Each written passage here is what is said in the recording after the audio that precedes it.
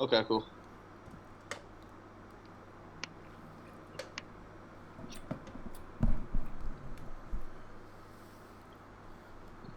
Okay, cool.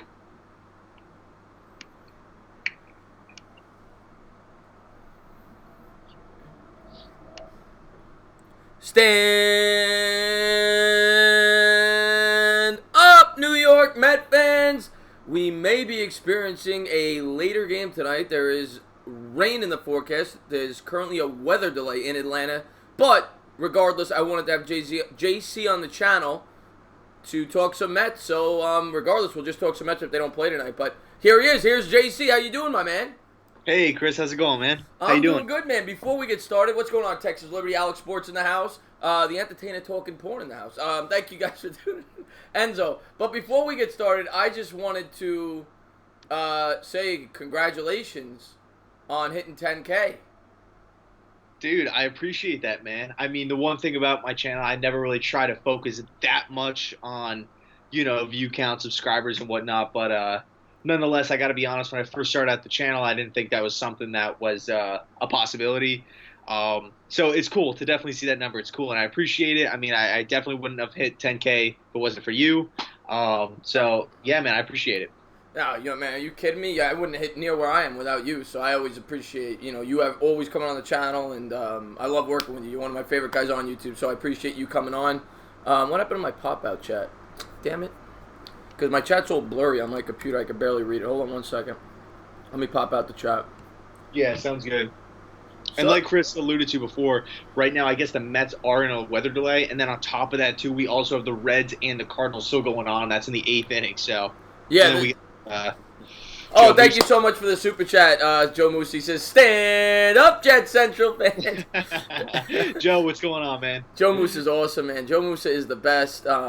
He's come to my channel. I think obviously through you. He's a Jets fan, and he found me through you. So incredibly thankful for Joe Moose. A great part of my channel. I'm just trying to get my pop out chat, and I'm gonna pop JC back in.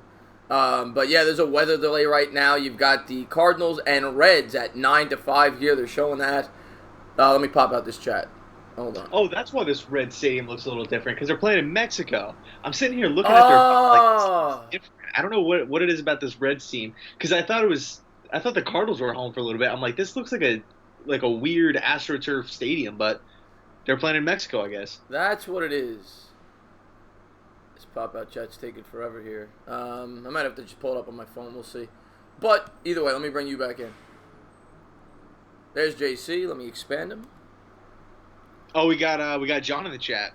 John, thank you so much for the super chat. He says Phillies Mets tomorrow. Stand up to you, JC. Thank you so much for the John's been so active in the channel today. Really appreciate that. Alex Sports in the house. What's going on? Mike Nixon. Yeah, rain delays are the worst. Gary Peters in the house. Jets and Mets. Hi guys. Yeah, we got a rain delay right now, so I figured we could just talk Mets, how the season has started. A good start for the Mets. Of course, coming off not the best of games, but they've had a good start to the season. DeGrom, of course, has looked great. He was pitching tonight, and hopefully he still pitches. I was really excited to get to do a live stream calling him throwing. But overall, I think the teams look nice. It's looked like a well-rounded roster, a good lineup, and you got to be pretty happy with the start. Yeah, for sure. I mean, I will say this. I don't want to be, a Debbie Downer, a negative Nancy, whatever. But I feel like a lot of the losses, and I guess this could be like a little bit Mets bias as well, but I feel like a lot of the Mets losses this season have kind of been like shooting ourselves like in our foot, right? Like with Mickey Callaway just making just dumb decisions. The whole Vargas scenario, that doesn't really seem like it's going to be, we don't have a solution for that anytime soon. So it's kind of annoying because I feel like at this point in the season, yes, even though we are obviously above 500, we're high up in the division, but I feel like at the end of the day, we could be higher, and it just doesn't sit well with me. Yeah, you're a perfectionist, and I get that. I see Jeff Billings in the house, Nathan Hill in the house. What's going on? Thank you guys for tuning in. Mike Nixon, thank you for tuning in. Nathaniel, thank you for tuning in. He says, hi, Jet Central. I don't want to say what's going on. What's going on, Nathaniel? How are you doing, man? I don't want to sit here and like compare these two teams because I love one of them and I hate the other one. And obviously, the football team that I'm going to mention has had a ton more success. But it's almost like, to me, like if the New England Patriots finished the year with like 9 wins, like, yeah, you're above 500. Yeah, you have a really good team that you're probably going to make the playoffs with. But is it their full potential? No, not at all. All right, I hear you, man. I hear you. MH in the house. He says Jet Central. Dog Tag in the house. Tevin's in the house. He says chop on. I guess you're a Braves fan. Thank you for tuning in, Tevin. Bigger Mike says, what's up, entertainer? Watching the Bucks-Pistons game, yeah. We were hoping to call the Mets game, but there's a weather delay right now. But either way, we'll talk some Mets. Cesar Munoz says, look at these handsome devils. Sexy Central in the house. But, yeah, I mean, so far, I think some of the players you got to be really impressed with. Obviously, it starts with Pete Alonso. The way that the ball comes off that guy's bat. I mean, you could tell. I mean, he hit a ball the other day. It was like a 400-foot out, and it was off the end of his bat. I'm like, it's ridiculous. This guy, the strength this guy has, and he's going to be a cornerstone for this team for years to come. You know it. It's not. You could tell it's not like a 2-week fluke. You could see the talent in this guy. He's legit. Yeah, for sure. I mean, Pete Alonso is an absolute beast. And another thing too, I feel like he's actually a really good defender as well. He hasn't had any like crazy errors or anything like that. And it's just a good sight to see when you have nice young players. And yes, Alonso was like high up in the Mets system, but we also had Dom Smith, and of course Ahmad Rosario as well. So I feel like Alonso was kind of flying under the radar, and now he gets his chance at the major league level, and now he's just taking advantage of it, just dominating. Yeah, he's been, and McNeil's been very good. So, Cano's been a little bit, okay, but overall, you got to be very happy with the start to the season. I was really hoping to get the call this game, and I'm still hoping to. I don't know the update with the weather delay. I know that they were saying that there was well, you're in Florida, you're close to Atlanta. What's it look like? It looks good right now by you. It's pretty rainy. It's been rainy pretty much all day. Super rainy, super windy. I mean, right now I actually have the game pulled up on my phone, and it just says rain delay, like no timetable. Let me go on Twitter though. I'll try to find some news. Yeah, Fox 87 in the house. Chris Sinor in the house. Phantom Cortex. Do you guys think the Mets can make it together this season and maybe make a playoff push? Yeah, why not? Again, I never like to get ahead of myself with the Mets because, like last year, we were 11-1, right? Or whatever we were, 12-2, 11-1, and everybody thought, oh my God, this team's got a shot to win the division, they contend for the World Series. Of course, they were only 2 years removed from the 2015 season, or 3 years removed, right? But, I don't want to get ahead of myself, but the talent is there. The talent is definitely there, and I think they're right on par with anybody in this division. Nobody scares me. I don't care about the Phillies lineup. I think the Mets pitching can hold up. The thing that worries me right now, the bullpen's been shaky. The bullpen's been very shaky, and they have to. Doesn't look like it's raining too bad right now. I think we're going to get some baseball in. Yeah, I actually just saw a tweet right now by the New York Mets. They said that first pitch is at 7:35. So we do have around 25 minutes or 35 minutes, whatever. 25 minutes. 24 minutes. 24 minutes. Whatever, man. I suck at math, man. I'm so bad at math. It's not even funny. But I got the Pistons-Bucks game on right now. Jeff Billing said, Mr. Chris Entertainment, who won the Battle NFL game? I don't know what you're referring to there. Nathan Hill says, did you see the Seahawks think Russell Wilson wants to... Yes. That rumor came out today. I'm not sure if you read that, JC. Which was what? What was the rumor? That Russell Wilson, I forgot who... the Honey Badger came out and said on Twitter that Russell Wilson wants out of Seattle and that he wants to be a Giant. Yeah, I mean, if you're just talking about market size, well, I mean, really, when you look at these superstars, right, across, it doesn't really matter the sport either.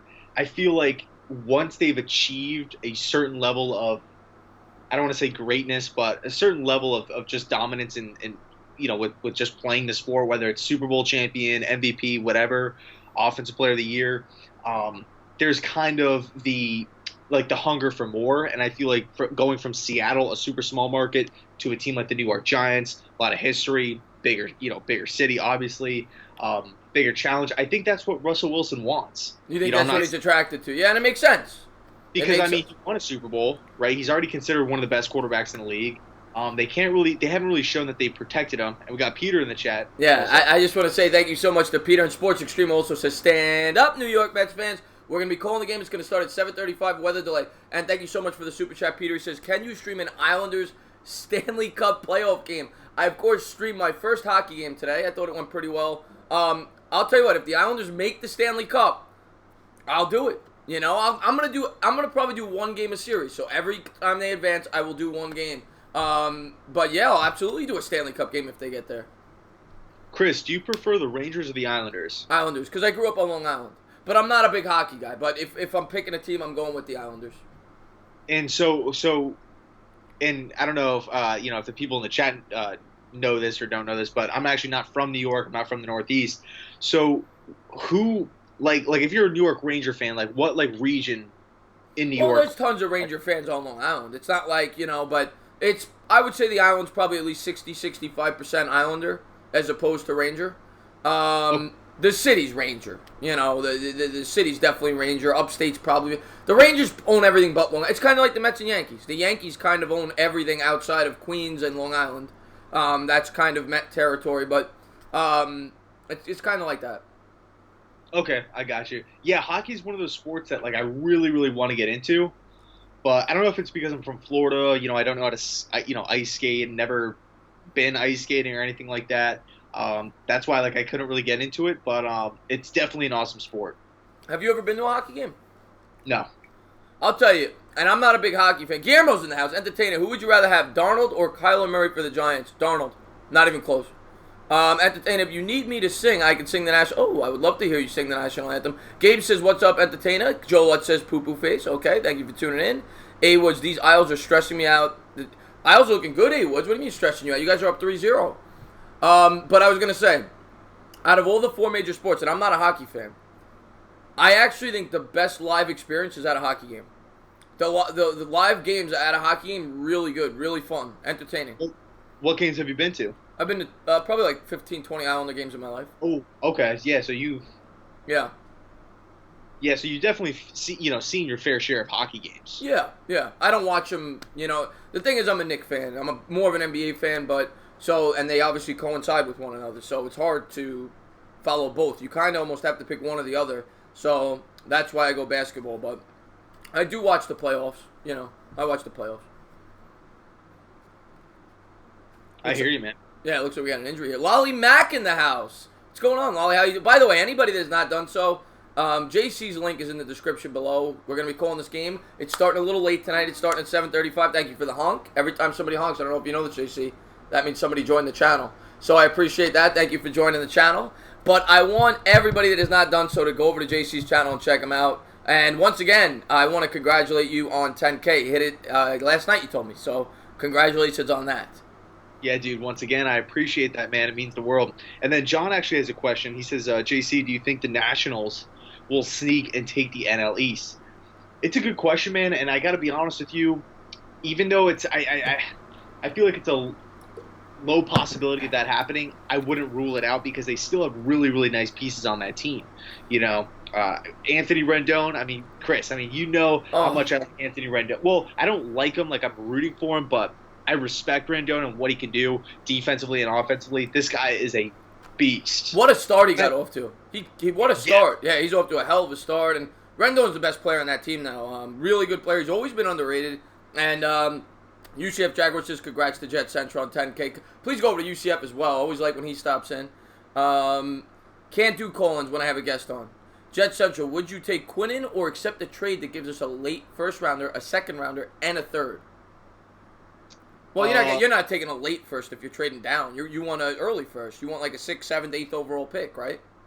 Well, it depends. The question has to it begs the question, who's coming up? So if it's like a late first-round pick, it's probably going to be like a team like the Chargers or somebody like that, which I don't really see happening. I feel like the latest or the farthest back the Jets could go is probably 15 to the Washington Redskins. That's a big jump back, though. You better be getting a haul. Yeah, of course. And, it also kind of, you have to bring this up as well. Do the Redskins still have, those scars from the RG3 trade up? Because they just got blasted by the media for that. Do they really want to risk that again? Right. Giving up their future. What do you think of a hypothetical trade with the Packers? 12 and 30. 12 and 30 and a future first or whatever. Something like that. For sure. I would definitely do that. Yeah.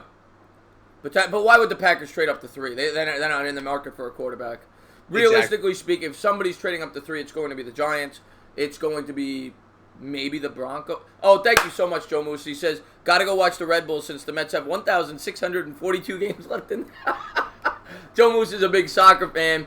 Thank you so much, Joe Musa, for the super chat. I really appreciate all the support that you show me and JC. I know you're a big supporter of his channel as well. That's where you found me. So thank you so much, Joe Musa. I really appreciate it. Doug Glass says Jets must trade back. I don't necessarily. Well, okay. Would you rather trade back or get Josh Allen? Because I think Josh Allen is perfect for your defense. Yeah, he is perfect for the defense. I mean, if it comes down to it, it just, again, I hate to be that guy, but it really just depends what do the Jets get in return. Right. You know what I mean? Right. Like, if it's just a ton of second-round picks, I'm not doing it. Right. You need a big... Oh, Procaccini, thank you for the Dolphins. I don't like that you said Mets suck, though. If we get Quentin Williams, do you sign Sue to create a nasty front 3 for our system? Is Sue still unsigned? Yeah, he's still unsigned. Wow. And he posted up that little picture of him like driving by MetLife Stadium. Nobody really knows if it was the Jets or the Giants. Interesting. Would you like him on the Giants or no? For the right price. I mean, how old is he now? 30? He's up there. He's up there in age. Yeah. I mean, some old man, but he's definitely a veteran. Yeah. Not if it's like the price of a Damon Snacks Harrison, which I don't think it would be. When the Giants brought him in. Probably not. No, I wouldn't want him. I'd rather the Giants spend their resources elsewhere. And and I don't think he's a great fit for you guys either. I think you guys need to get edge rushers, fix that offensive line.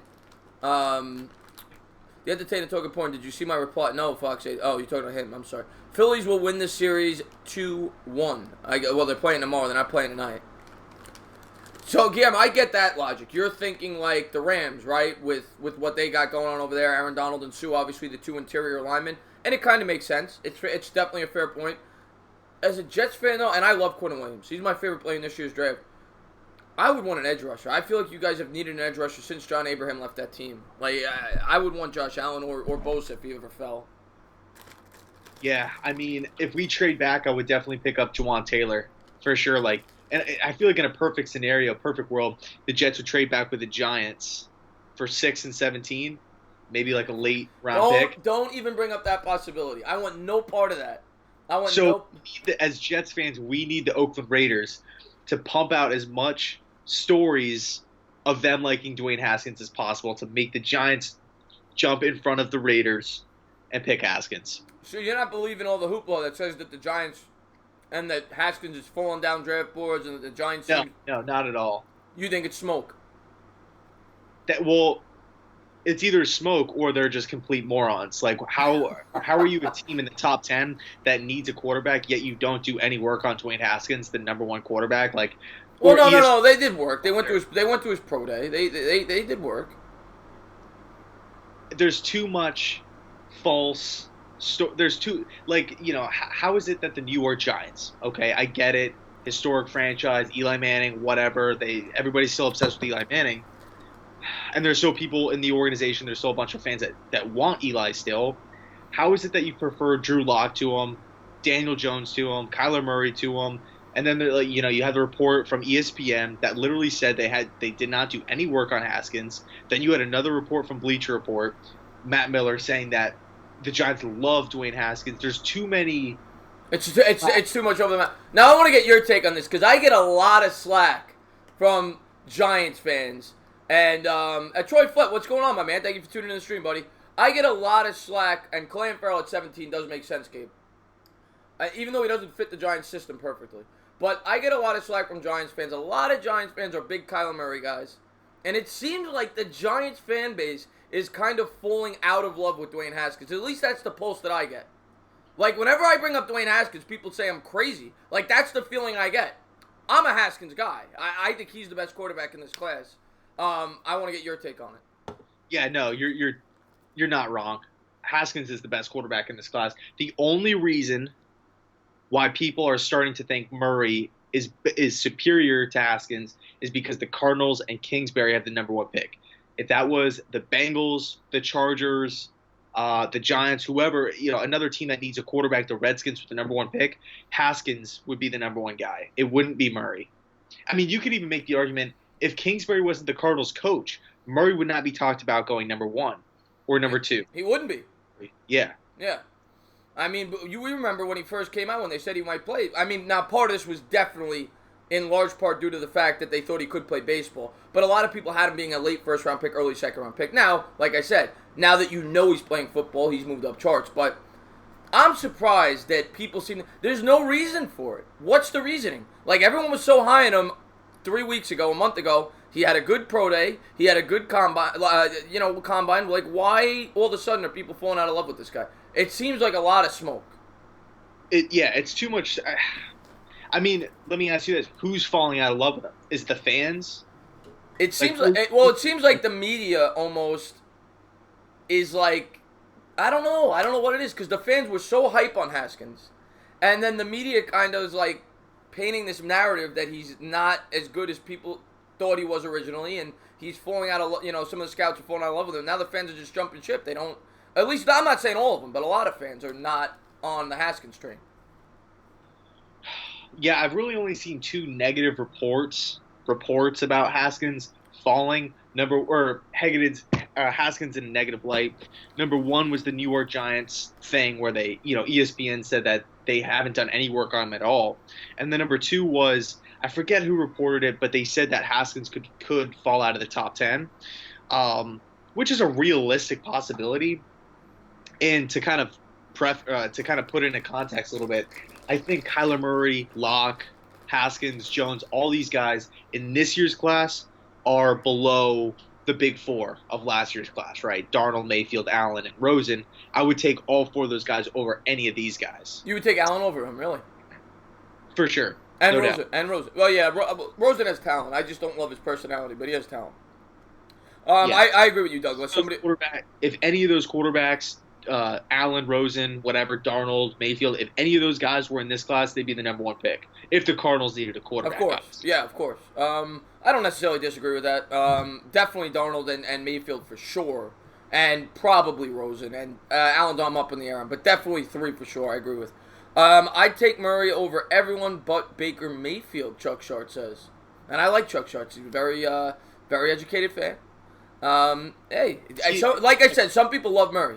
Whatever, people have their preference. Yeah, I see Chuck has the Orioles logo. Are you a Raven fan too? He's actually a Browns fan. Browns, okay. Yeah. Entertainer, I got an alert from Bleacher Report that Haskins is visiting the Giants this week. Well, there you go. Yeah, I mean, you have to do your due diligence. I mean, the fact of the matter is, if you are a team that needs a quarterback, and you have quarterbacks being talked about going in the first round, you need to interview all of them. Right. You need to be interviewing Will Grier. That's not saying, oh, we're going to be taking him at 6. It's just saying, hey, we want to meet with him to see, how does he respond to this question? How, do we like this guy? Do we not like him? Let's just kind of iron out all the kinks. Right. And maybe at 37 he's a possibility, like a Daniel Jones. The Entertainer should do the Rockets game. It will be I'm a Met fan. I want to do a Mets game. I want to do a Mets game tonight. I wanted to have JC on the channel. We're doing the Mets game tonight.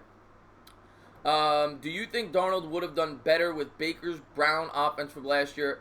I'll answer that question first, 100%. I mean, the Browns offense, their offensive line ranked third in the league in pass protection. The Jets offensive line was, I think, 25th in the league per PFF. Not to mention the Jets weapons were not near what, even without Odell Beckham. I mean, you had a really good tight end in Njoku. You had, obviously, Jarvis Landry. You had some weapons there with the Browns. So the Browns had a much better supporting cast. So, yeah, Sam Darnold would have done better as the Browns. I don't think Sam Darnold would have done as good.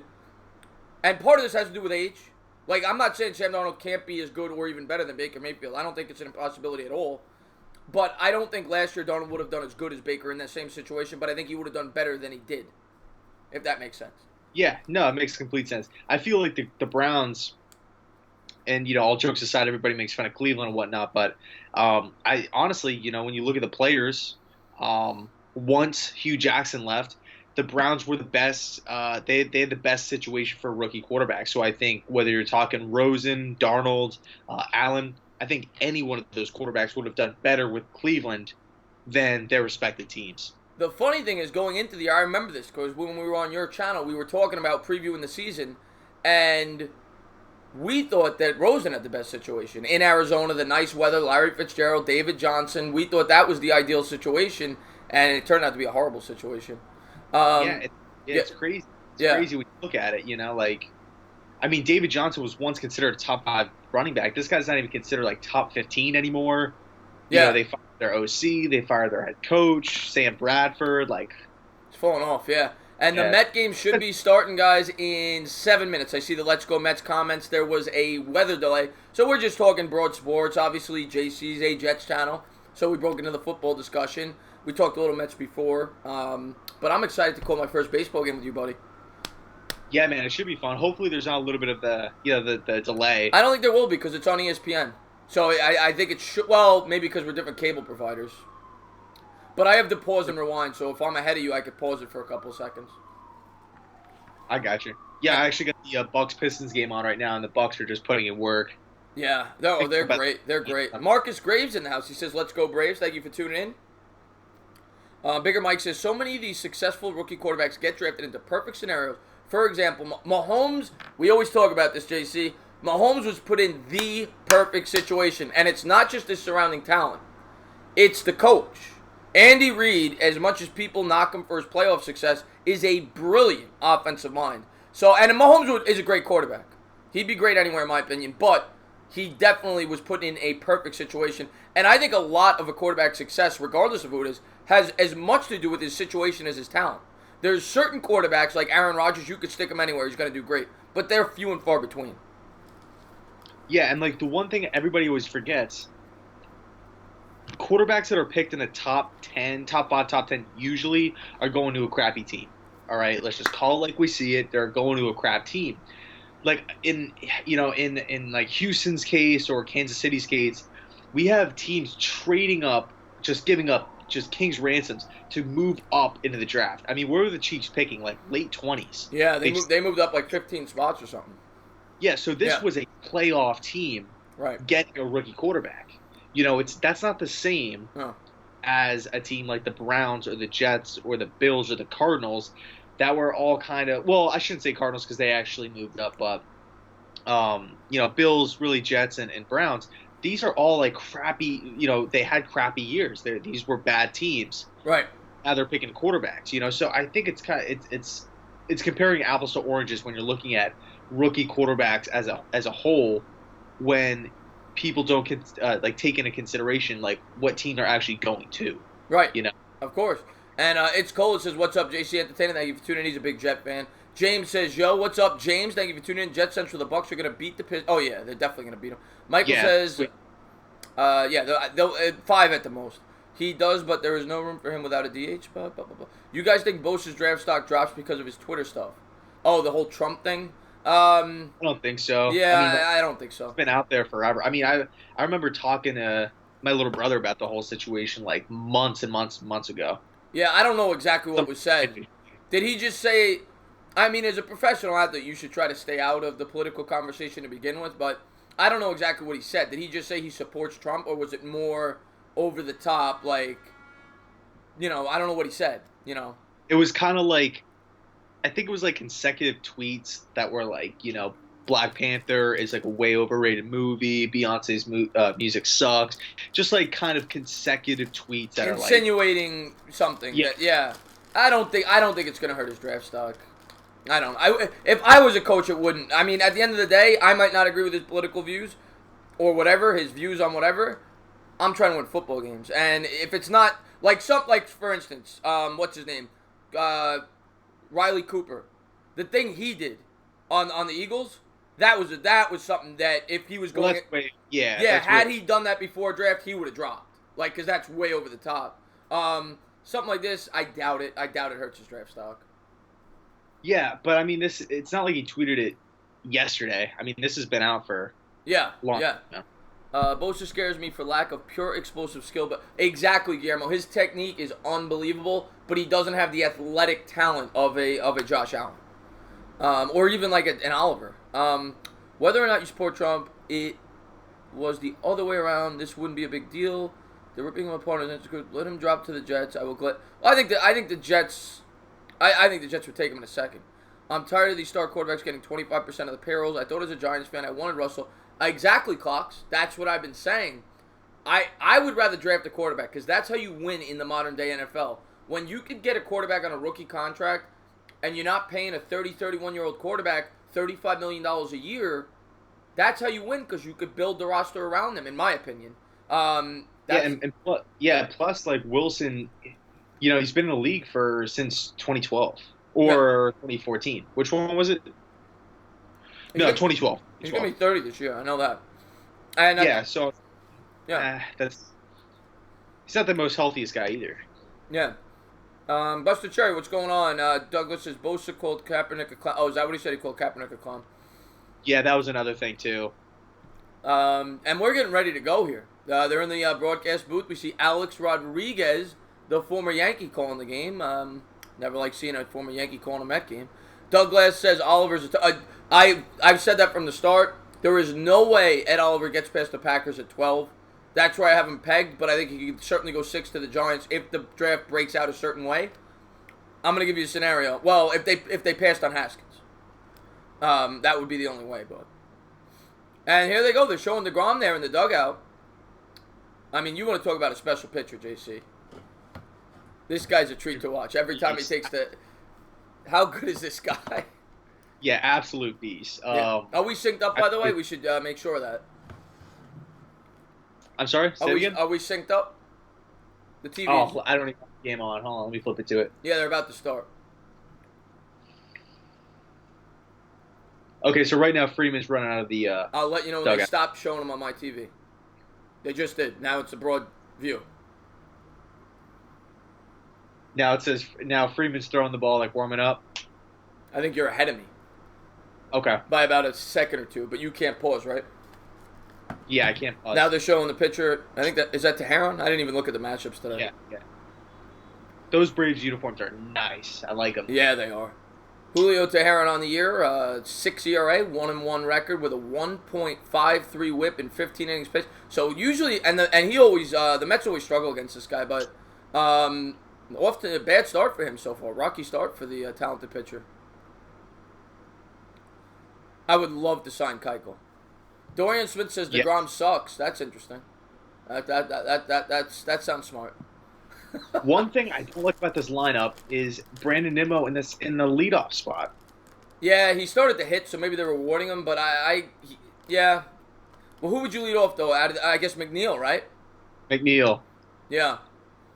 So the lineup is Brandon Nimmo, Pete Alonso, Robinson Cano, Michael Conforto, Wilson Ramos in the 5-hole, McNeil 6, Rosario batting 7th, J.D. Davis 8th, and of course Jacob DeGrom in the 9 spot. All right, Chris, before we get rolling, I'm going to run to the bathroom real quick. I will be right back. All right, do what you got to do. I'm still using... No, I think it has something to do with actually JC's... Well, part of it anyway. It seems like it always lags when I bring him in, so I apologize. But we'll do our best to call the game. Whenever I bring somebody in, it lags a little bit, though. As we're getting ready to go, as the capacity crowd in Atlanta is set to watch the Mets take on the Braves. JC, would you trade Vargas for a bag of poop-filled diapers? Josh Latore, what's going on? Would love to get Russell Wilson. Depends on the price for me. If it's for the reported price, I wouldn't want him. But, everybody's got their own... I completely get why people would want him. So when Frazier and Lowry come back, yeah, I would get rid of Davis. And, yes. Once Frazier... Yeah, there's no... How is Davis ever going to play? Let's go Mets and Islanders. Congratulations to the Islanders fans today, Sports Rocks. Tana better than Ron Doing. I appreciate that. And JC's better than Keith Hernandez. DeGrom not giving up a run.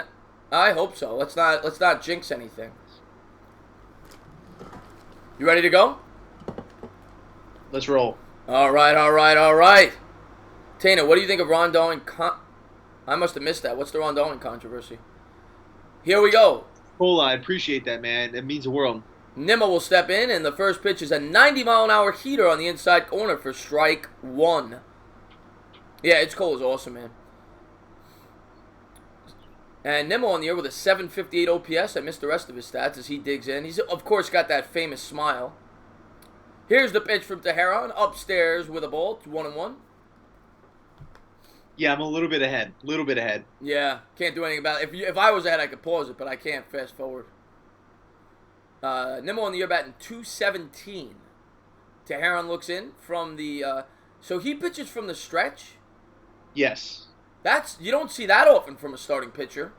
Yeah, he's always had that kind of funky windup. Yeah, and that's a strike one, 91 mile, strike two, 91 mile an hour heater on the swing and miss by Nimmo. It'll be a 1-2 count. Ron only said Dykstra was racist in new book. Wow, that doesn't surprise me, to be honest with you. Terran slider better be on point today, huh? Hopefully not, Marcus Graves. What's going on, A-Fizz? How you doing, my man? Here's a 1-2 pitch to Nimmo. And downstairs with, what was that there? A slider? Curveball? 2-2. A-Fizzle, a big Braves fan. Douglas is completely right. Teheran kills the Mets. I feel like every time we have an outing against him, we always end up losing. Hopefully it's not the case today, but... Yeah, no, he's I said that earlier. They never hit well against this guy. Here's the 2-2 pitch to Nimmo. And a nice pitch on the slider. Cuts the corner there. Strike three looking. Good pitch. Great location. What do you think about this K-zone? I can't stand it. What, the little fake kind of... Yeah, I can't stand it. I don't mind it. I mean, for viewers that aren't really into baseball, that are kind of like getting into it, it helps. Yeah.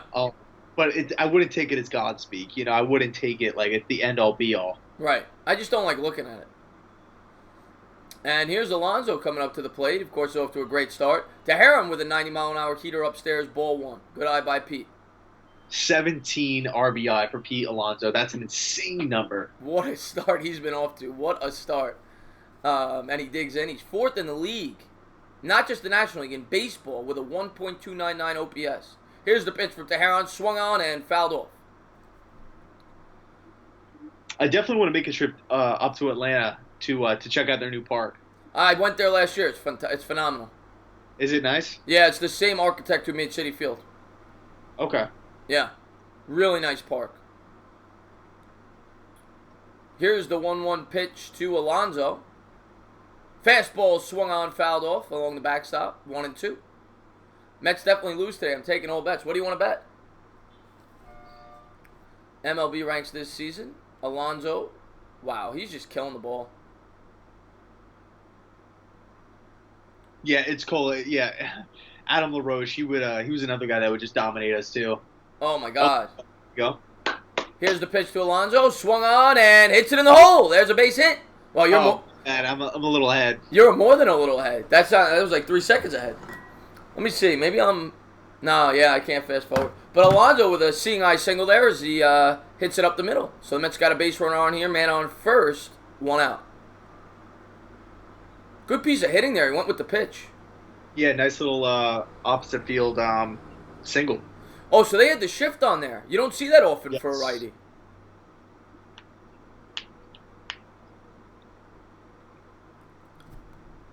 We've actually been able to hit opposite field pretty well this year. Yeah, you've seen Conforto do it a lot this year. That's when Conforto's at his best. Yes. And here's Teheran from the stretch. Alonso will take a small lead from first. Here's the pitch to Cano. Strike one. 91-mile-an-hour heater on the outside. This is a really good matchup, Legendary Sports. Should be really fun. Which matchup? Just Cano versus Teheran? No, the game itself. Braves-Mets. I think there's a good get with Teheran. Yeah, DeGrom. Good matchup. And this is a big game if the Mets could get it. 3 out of 4 on the road. Who do we have up next? Philly? Yeah, we got the Phillies for a 3-game road trip. And then we play the Brewers. Tough road trip. Tough road trip, yeah. Yeah, but it's a great start. 2 out of 3 so far against the Braves. What are you looking for here if you're Cano? 0-2 pitch. Something low and outside, maybe he's lefty. Get ground out to short. If you're Teheran, that's what I'm shooting for. Low and outside.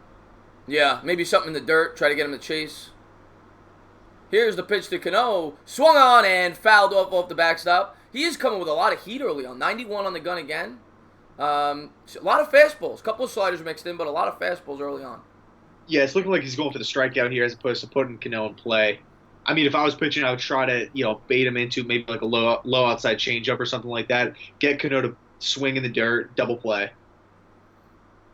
And here we go. Big Green in the house. What's going on, Big Green? How you doing, my man? Here's the 0-2 pitch. Catcher lining up on the outside corner and misses outside with the changeup. 85 mile an hour on the gun. 1-2.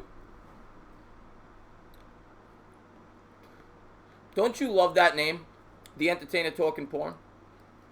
It's an interesting name.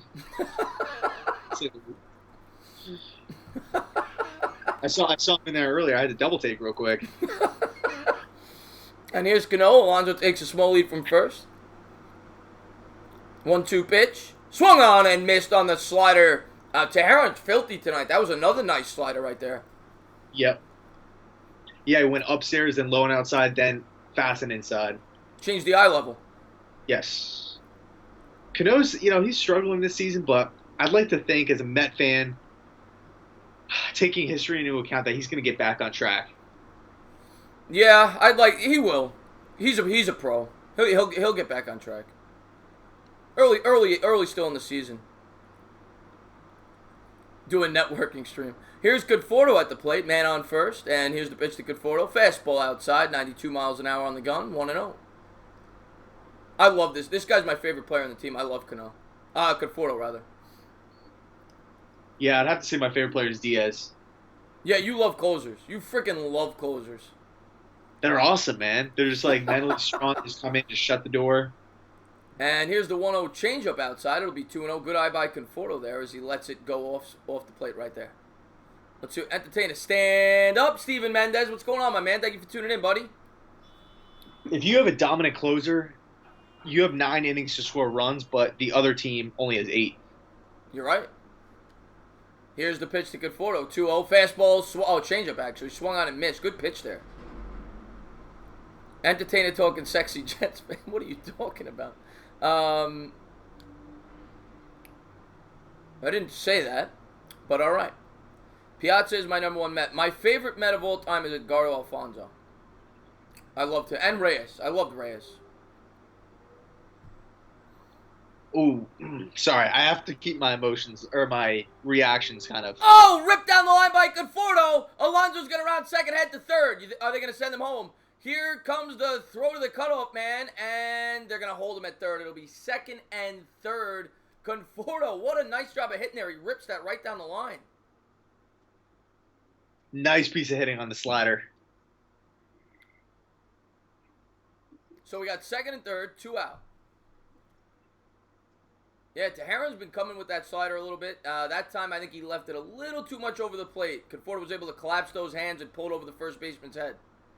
I will say this about Teheran's windup is I feel like he can tip pitches really, really easily. Right. I'll have to take a look at that. I mean, especially, man, if you got a man on second base, there's a lot of information there that you can kind of pick up on. So we'll have second and third, 2 outs. And here's the pitch from Teheran to Ramos, and Ramos is going to ground to short. And that'll do it for the top of the first. So after the first half inning, it is no score. Let me, no, we're still in the first inning. I don't got to update anything. We still have no score, 0-0. And Jacob deGrom is coming out to throw. My first game getting to stream Jacob deGrom. Looking forward to that. Hey, Chris, are you a Game of Thrones fan? Yeah, but I know it's tonight. I got it on record. Okay, got you. What about you?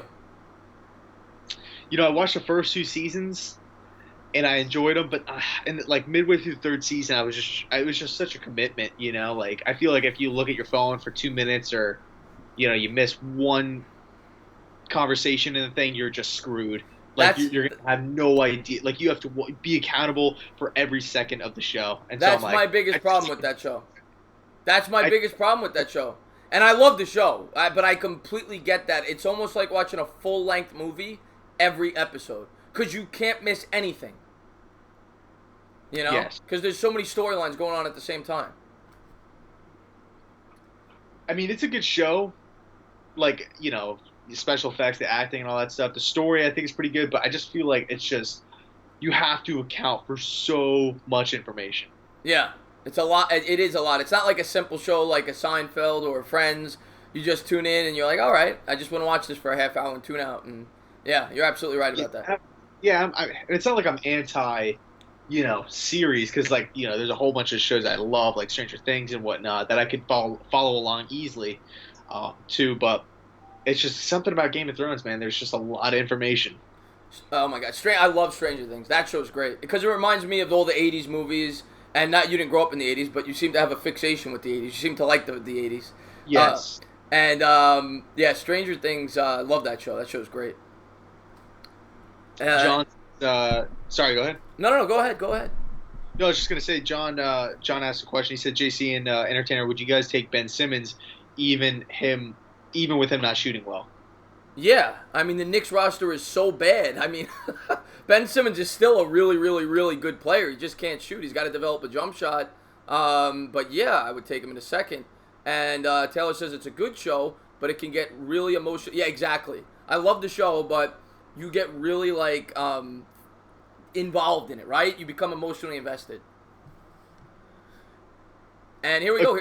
Here's the lineup. Sorry, I was reading comments. Oh, I didn't mean to interrupt you there. I'm sorry. And here we go. Here's DeGrom. DeGrom comes to the set. Here's the first pitch from the windup to Albies. Swing and a miss on the fastball. DeGrom on the year, not DeGrominating, but still very good. 3.18 ERA, 2-1 record. A great K to walk ratio. Yeah, it was just one bad start. He could have. You never know what he could have been dealing with that night. He could have not played well, had something on his mind, had a date later on that night. Just one bad night. I think DeGrom will be fine. Swung on and popped up to left field. That'll be one out. Can of corn. One out there. So quick work there by DeGrom. Always like to see that early on. Be efficient with your pitching.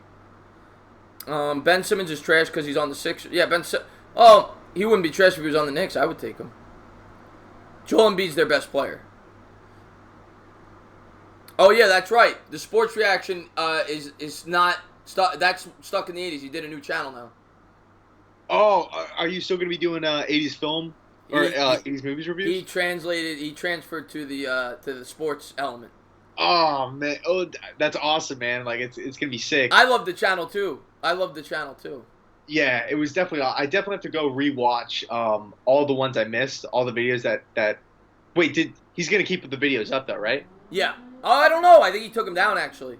Oh man. Okay. Well, just shoot me a DM, or I'll shoot him a DM over Twitter or Instagram or something like that, to whenever I want to talk about '80s movies or I need some recommendations. And it's a 1-1 count here. DeGrom throwing a Donaldson here, and there's the fastball, 95 mile an hour, swung on and missed, 1-2. Donaldson's an absolute stud, man. Oh my God, Donaldson. Yeah, I was hoping he's kind of up there in age now, though, right? He's like mid-30s almost. Yeah. I wanted the Mets to go after him, but on a short contract, which is what he got. I think he got a 1-year deal with the Braves. Here's the pitch from DeGrom, swung on and fouled off the backstop. Had some heat on that, 98 miles an hour on the gun. You want to talk about Met killers? Look who's on deck, Freddie Freeman. Yeah. He's been there forever, man. There you go, Fox87. Thank you for doing that for me. Thank you to everybody who joined this channel. Love that guy. Here's the pitch from DeGrom. And in the dirt, 91 mile an hour. It'll be 2-2.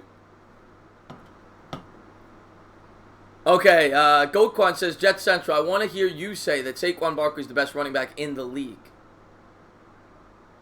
I don't tell lies. And how is that possible when the best running back plays for the New York Jets? Oh, you're killing me with that. And DeGrom off the outside corner will be a full count. We'll get into that in between innings. We're going to have to debate that. Here's the 3-2 count from DeGrom.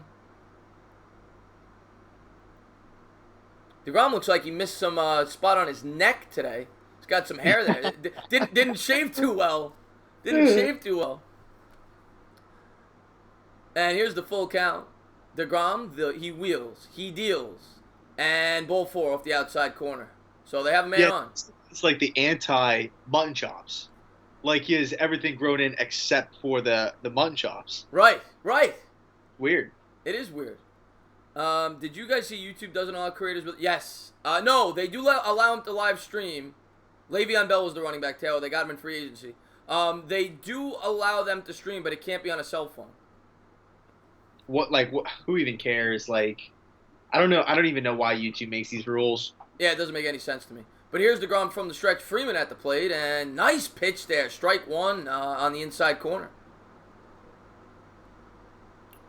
Chris, Naomi said hi. Say hello back to her for me. Thank you very much. Bell gained 30 pounds. He did in the offseason, didn't he? But he'll lose that back. He'll lose that back. Here's DeGrom from the stretch.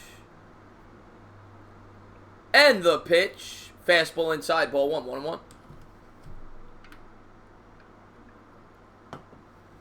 So what'd you do today? Me? Yeah. Who do you think I was talking to? You think I was talking to Freddie Freeman? Well, I mean, we got to chat. You can talk to them. No, I ended up working late, super late last night. I didn't get off till like 2, so I slept in. Woke up, watched the basketball, went and played some basketball. Went to Chipotle, double chicken bowl, pretty good. You got the double chicken. They charge you like $3 extra for that, right? Yeah, it's a complete ripoff, but yeah. It's good. So that was a bowl in the dirt, 2-1. The guacamole at Chipotle is ridiculous, like how much they charge, but it is fantastic. See, I never get the guac. Yeah, because it's like $3. Nice pitch. Sorry, I have to keep my. Here's the and a fastball in the inside corner. Nice pitch, to quote Jet Central. 2-2. It'll be a 2-2 count here. Man on first, no score. Yeah, I never really get the guac. Double chicken, black beans, brown rice. What's going on, Nick Howard? He says, my chest moss brother, stand up. Here's the 2-2 count from DeGrom. He wheels, he deals. Swung on and driven on the ground, foul down the first base line. Nick, what did you get, man? Whenever I go to Chipotle, I'm either getting the steak or I'm getting the barbacoa. I go chicken every single time. Really? I will say they do season the chicken there well. Here's the 2-2 count. And swung on. Oh, what a play by Alonso. A diving stop, throws to second. Back to first, and Freeman safe. So they'll get the lead runner. 2 outs, man on first. What a play. Very nice, very nice. Continues to impress. We get a live little look in right here. Pittsburgh Pirates Nationals. Bases loaded. Yes! Nationals lost. We'll take it. I'll tell you what, man. The Pittsburgh Pirates, they have the best MLB jerseys in the league. Or complete uniforms, top to bottom. I like the Reds. I like the Reds. Nice. Oakland A's, they're up there too. Green and yellow, can't go wrong with it. And here we go. DeGrom from the stretch. Here's the pitch, and just hits the outside corner. Strike one. 93-mile-an-hour heater. I'll take that national loss all day. Here's Ronald Acuna. What a great start he's off to, huh? 5 home runs, 12 ribeye steaks, batting .300. Is that the guy that just re-signed with them? Not sure. I'm pretty sure some guy on the Braves just re-signed on like a pretty big contract extension. I believe it was Acuna. And he just swung and missed on a 96-mile-an-hour heater right down the middle. Mitch the guy Trubisky says, hi, Jet Central. What's going on, Mitch? And Mitch is actually a beast. He's always in the comment section. Yeah, no, I've seen him in my streams too. He's a good guy.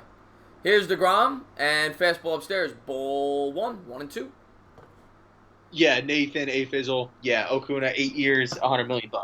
So he kind of pretty solid deal in like today's game. He took the deal.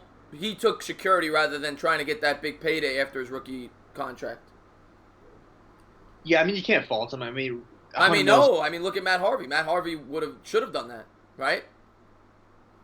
And Acuna wastes one outside. It'll be 1-2. He's a nice young player. Yeah, I remember when he came up, they were touting him as their top prospect. Here's DeGrom from the stretch. 1-2 count. Man on first. High pitch count early. This is going to be his 20th pitch in the first inning. And the bullpen is not something we want to see early. Swung on and hit in the air. Looks like Ramos is going to camp under it, and that should do it. So let's change the inning to 2. No score at the end of 1.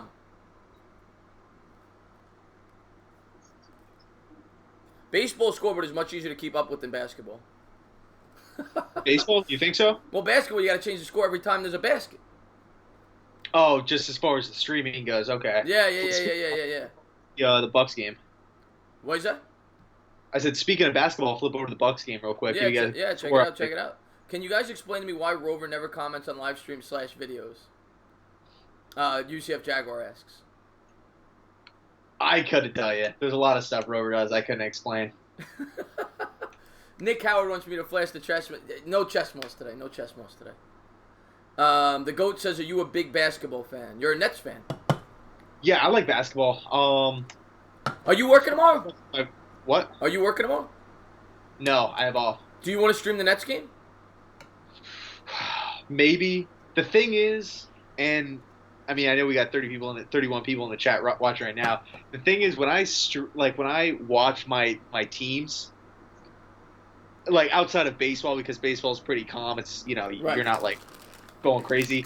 Like when I watch Jets games or like Brooklyn Nets playoff games and stuff, big Nets games, I'm just like loud and I'm standing up and I'm jumping around and I'm like pacing back and forth during the commercials and stuff like that.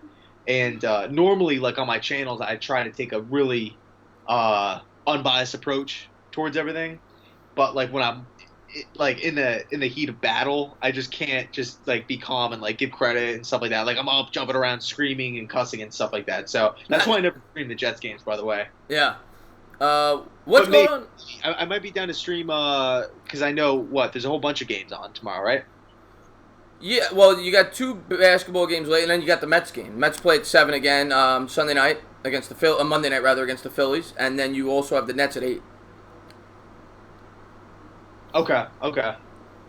So we only have 2 games on tomorrow? There's only 2 basketball. There's an 8 and I think at 10:30.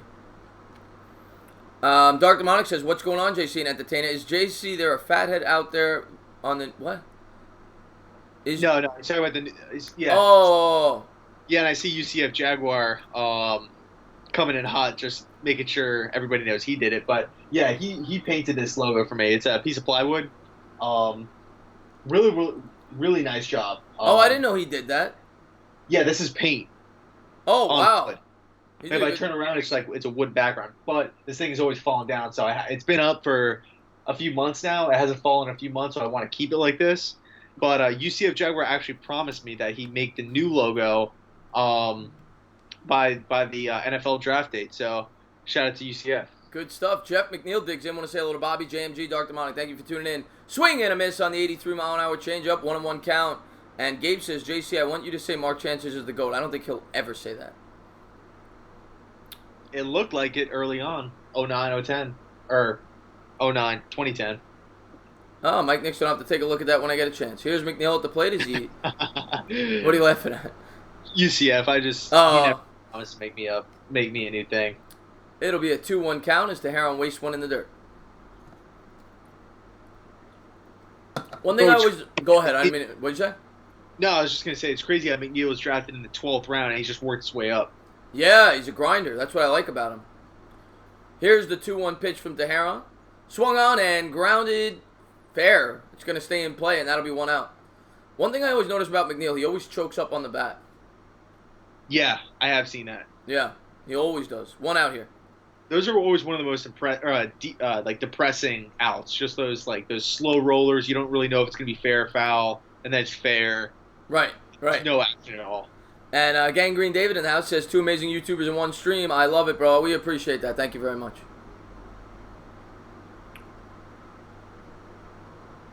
How do you eat your hot dog, by the way? They just showed a hot dog. I don't eat hot dogs, really. They taste pretty good, but the bun has to just be done correctly. I've never really been a big hot dog guy. Well, if you were going to eat it, what would you put on it? Nothing, just plain. You eat it plain? Yeah, plain or mustard. Interesting. All right, here we go. Rosario at the plate. It'll be 2-0. What were you saying? I've seen people eat them with ketchup before. I put sauerkraut, ketchup, relish, mustard. I put everything on it. Have you noticed this, Chris? Have you noticed when they pan into the batter, they've been doing this all year, at least for ESPN, it's almost in like a portrait mode where they just blur out the crowd? No. Next time they pan to the hitter, they just blur out the background, which I think is kind of lame because like that's one of the cool things about going to the games is like, oh, you can maybe go, be on TV. But now Oh, they now I just noticed it. Now that you said it, yeah. It'll they've be been all year. it'll be a 2-1 count to Rosario. And swung on and fouled off down the first baseline. Being a Jets and Knicks fan is hard. Then get your hopes up, and yeah, they do. And the GOAT says Mustard. He's about to throw. I love Mustard. Jets always get that quarterback that are past. Yeah, Mark 63. I mean, just look at the list. You go down the list. Boomer Esiason, Neil O'Donnell, Vinny Testaverde, Brett Favre. I mean, they've always done that. So, as a Jets fan, you should be encouraged that you have a guy and he played great the last 3 or 4 games last year. Here's the pitch to Rosario, and ball. Oh, they call him strike 3 looking. It was a good pitch. Yeah, just hit the, right at the letters. So 2 outs as Rosario goes down looking. Oh, man. My guy Tanaka just gave up a grand slam.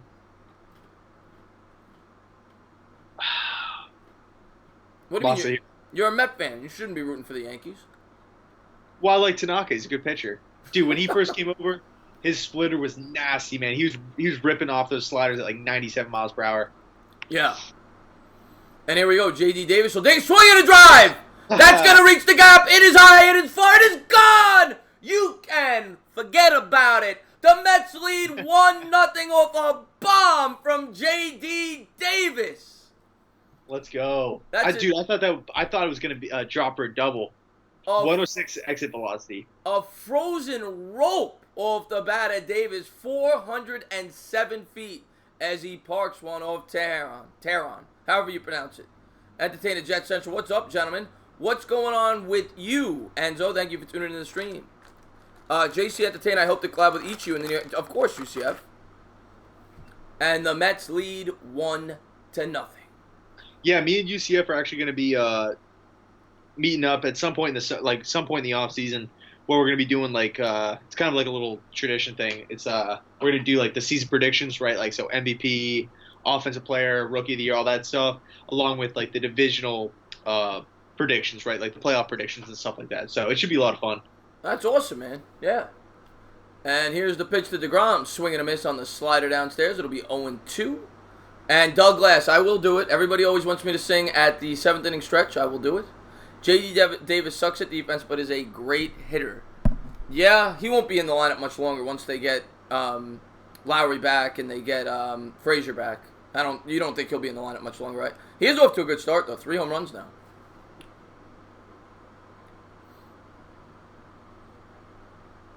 Here's DeGrom. DeGrom hit a home run earlier this year. Here's the 0-2 pitch. He's a pretty solid hitter for a oh, yeah. For a pitcher. Change the scoreboard. That's right. Good call.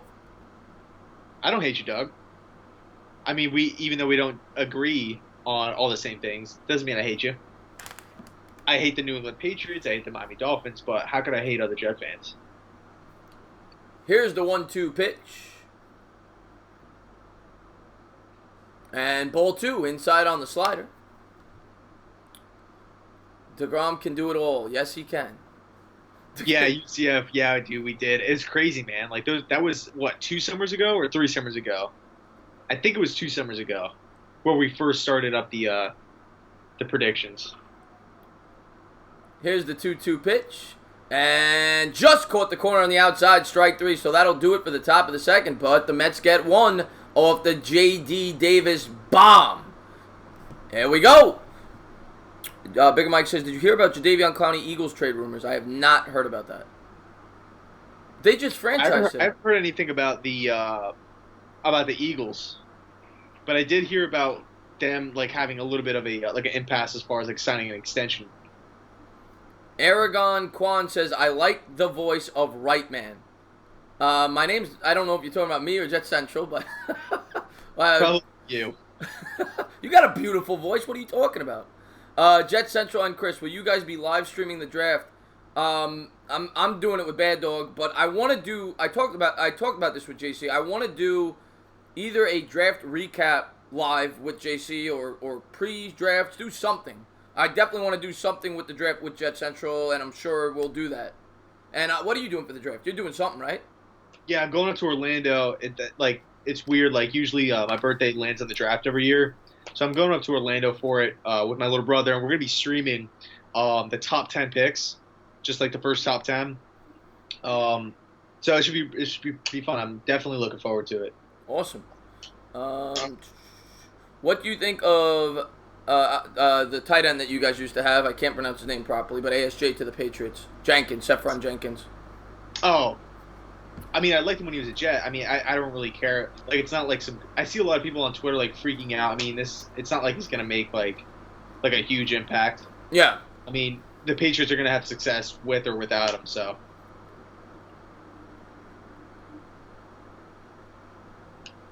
Interesting, Bigger Mike. And by the way, anybody that is new that has not done so, please hit that thumbs up, hit the big red button, hit the button that starts with an S. Go to the link in the description and go check out Jet Central. He just hit 10K. The guy's putting in great work, and my favorite video maker on YouTube. So please check him out. Mike Nixon says, Entertainer, what are your thoughts on my take I had on Kid Blue's call in show about Reisner? Isn't there I wouldn't take a wide receiver. What would you take a wide receiver if you're the Giants at 37, regardless of who it is? wait, me? I'm sorry. I'm reading the comments here. Yeah, would you? What? What was the question? If you're the Giants, would you entertain taking a wide receiver in the first 37 picks? With the holes you have? Yeah, I mean, it depends. Depends on who's on the board and whatnot. But I mean, yeah, like it's definitely a position of need now. I mean, who are your outside guys? We could definitely use a tall receiver, but the way I look at it is we're back to the game. We'll talk about this in a bit. DeGrom with a fastball off the plate, it'll be ball one. I think right tackle's a much bigger problem. I think they need an outside pass rusher. I think they could use a quarterback, and they need a corner.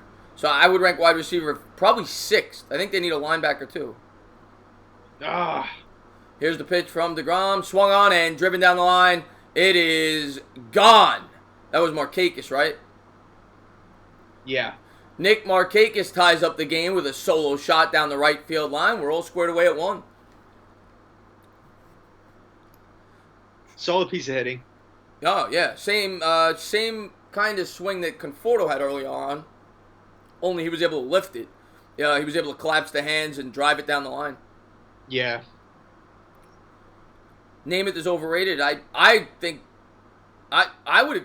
he is. I mean, maybe a Jet fan might not want to hear that, but I do think Namath's overrated. I know he's responsible for the most famous moment probably in the history of football, and he's the face of the Jets, but I do think he's overrated.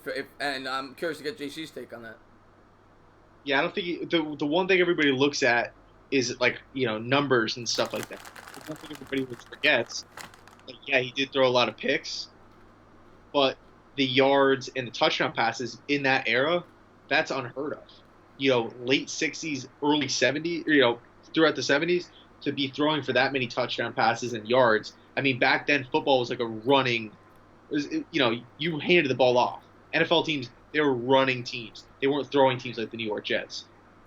Here's the 0-2 pitch from DeGrom, and he was injured coming out of. Well, that's what I was going to say.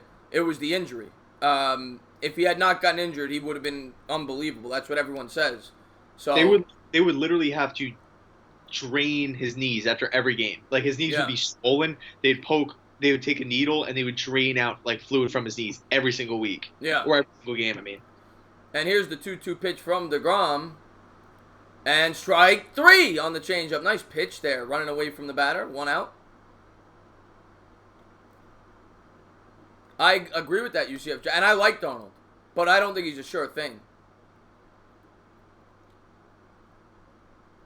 I think he's going to be very good, though. They're showing the Hank Aaron record-breaking home run here. Yeah, it's cool how they had the fans, like, rounding the bases with him. Yeah, yeah. What a great player he was. Damn it, man. Here's the pitch. Oh, and he lays down a bunt. He's going to beat this out. So the Braves got a 1-out base runner, man on first, bottom of the second, 1 out. Hank Aaron, yeah, he's up there as one of the greatest of all time. The funny thing about Hank Aaron, as many home runs as he hit, he never hit 50 home runs in a season. So just ultra consistent every year, 35, 40, 45, always between like 30 and 45 home runs every year.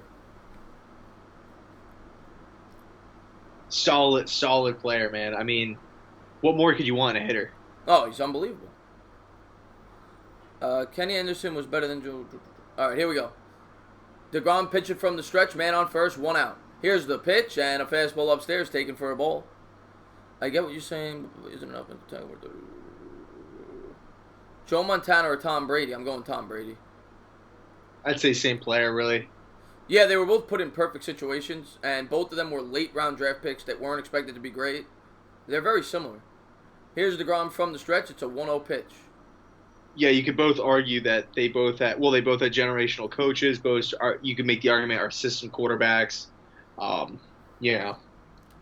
Yeah, of course, the West Coast offense with with Walsh, and then, of course, Belichick. So it'll be a 1-1 pitch coming in from DeGrom. Man on first, 1 out. And he looks to run it back to first. Oh, yeah, Aragon made a good point to update the scoreboard. Oh, good call. Good call. I keep falling asleep on that. As he looks to run it back to first again, making sure he's not getting a good lead there. It's updated. 1-1. 1-1. It's updated. I'm sorry. What's your all's takes on the new Jets uniforms? Well, if you watch JC's video, you probably know his take. Here's the pitch from DeGrom. Swung on and fouled off the backstop. You loved it. My take on the Jets uniform. When I first saw it, I said, I don't like it. I was like, I'm going to be honest. And I still don't love it. But I think the helmet looks awesome. I like the new shade of green.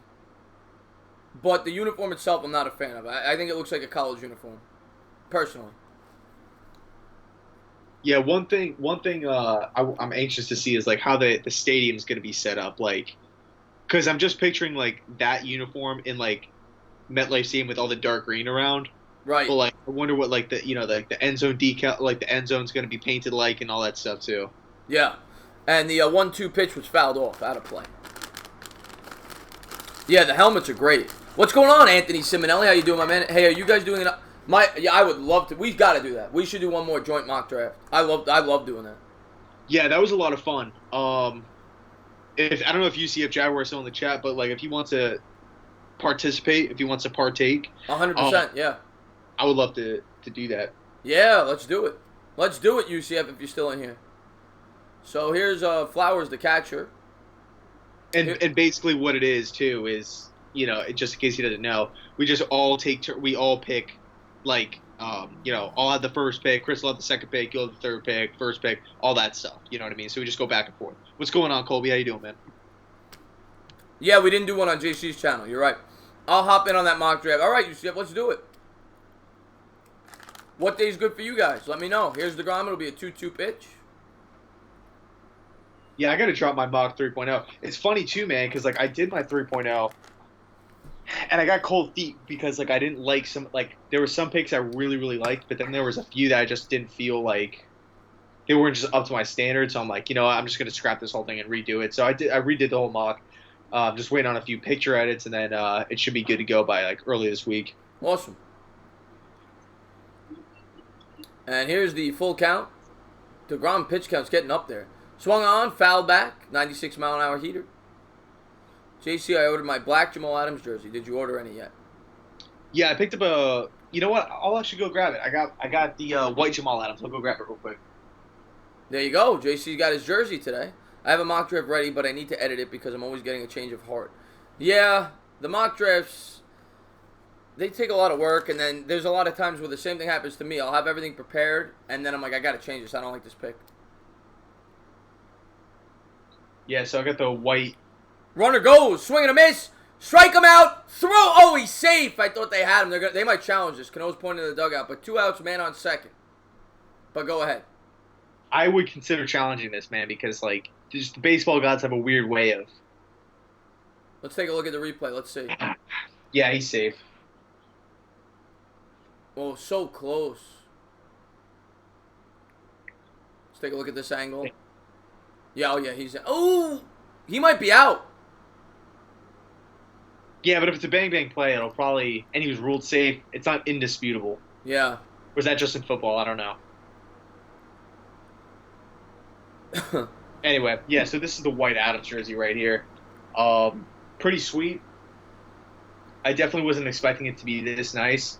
The green is obviously a lighter shade than the older logo, but it's really really nice. I haven't worn it yet, but I definitely want to pick up one more before the season starts. It's a nice looking jersey from the back. I don't like the front, but the back's nice.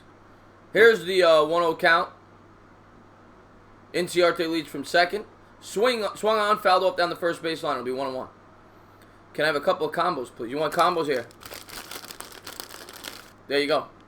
Great job on the Isles game today, Chris. Congrats, JC on 10K. Thank you, Mark Israel.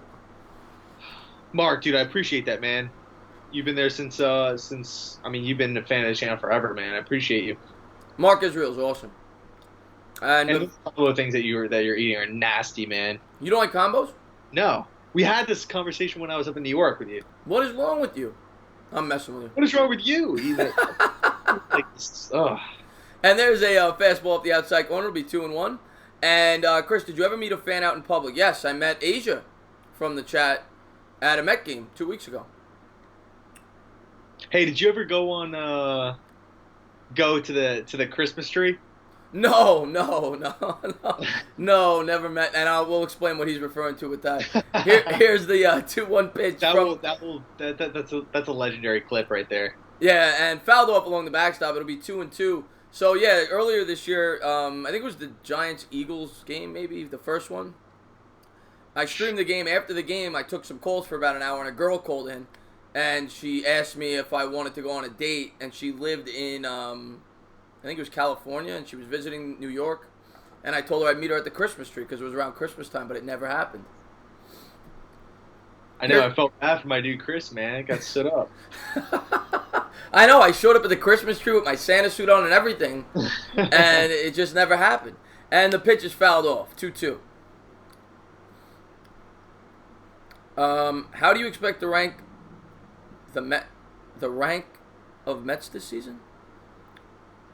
I'm guessing you're asking where do I think they'll fall in the division? I would say I'm gonna be optimistic. I'm gonna say first place. I'm gonna say second or third. And strike three, swinging a Master DeGrom with a 96-mile-an-hour heater. So let's change the inning. At the end of two. Give you guys a quick little heads up. I think the Bucks and Pistons are at halftime, and last I checked, the Bucks are winning by like 20-something points. That game's over. Jets vs. Giants preseason opener. What? Really? They usually play third game. That's different. Oh, because they face each other. That's why. Hey, Chris, I know we've talked about it a few times before, but you're still down to go to the game, Jets Giants? 100%. Regular season? 100%. 100%. Yeah. Even if you might be living in a different locale? 100%. Yeah, 100%. We're doing that game. 100%. Because I figured, when the season or when the schedule drops, I could just pick up the tickets. Yeah. And they're cheap. Same with the plane tickets. Yeah. This year, for anybody that doesn't know, we're going to be organizing a get-together. What is the cheese that they injected the combos? It's nasty. Yeah, Mark, you're exactly right. We're going to be doing a get-together this year for the Jet-Giant game. Regular season game, not the preseason game. We're not sure what week. I think the schedule gets released in like 5 days. April 18th, I think. Somebody told me that. So okay. we'll find out then. And UCF says he's down for the Jets-Giants game. That would be awesome.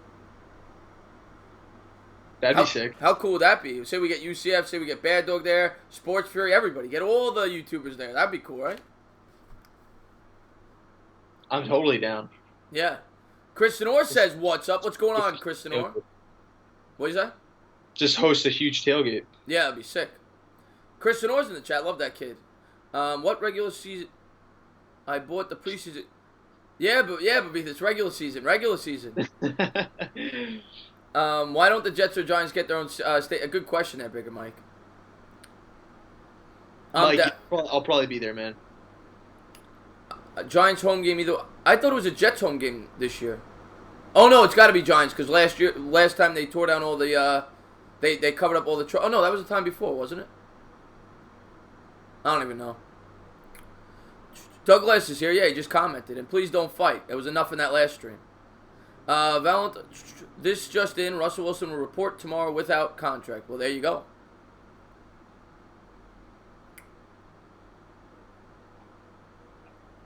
Showing the upcoming ESPN schedule there. Mets play tomorrow night on ESPN again.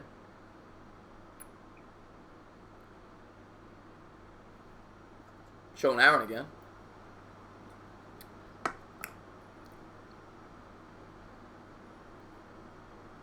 I thought the Jets were the home team, though, but we'll have to see. Whoever is considered home for that game is getting hosed. Yes, they are. That's what always sucks. That's the downfall of it. Yeah.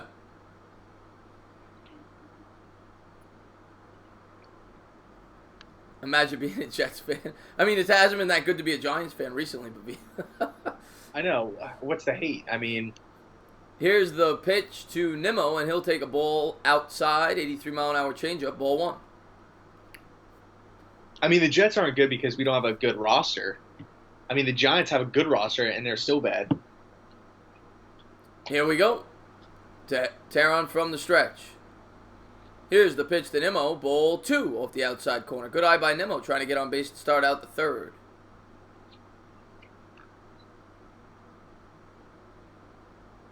What's going on, Alexander23? Thank you for tuning in the stream. Jets and Giants will always share too much money made with both owners to separate.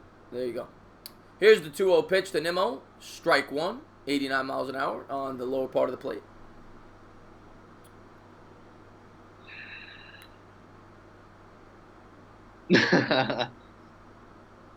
Mavith, you're right. About what? What he just said. I don't know what he's referring to though. About the Giants having a good roster and thinking they're good, but yet finish like picking top 10. No, he's not right because the Giants haven't had a good roster. They've had a good fantasy team. They're a pig with lipstick, as I always say. It'll be a 3-1 count on the fastball outside. They had no offensive line, no pass rush. They had good fantasy players. Here's the 3-1 pitch to Nimmo. Strike two, full count, 91-mile-an-hour heater down the center of the plate. Walt in the house. God, the ESPN announcers are terrible, huh, guys? It was like they were comparing DeGrom's last game to an apocalyptic event. Thank you for tuning in, Walt. And the thing is, man, like DeGrom was he was dominant his first two starts. You know what I mean? Yeah. Here's the 3-2 pitch to Nimmo. He's going to ground out the first. Yeah, no, you're absolutely right. And this start, he hasn't been dominant. He's got a high pitch count already. But you know that every pitcher's entitled to one really bad game.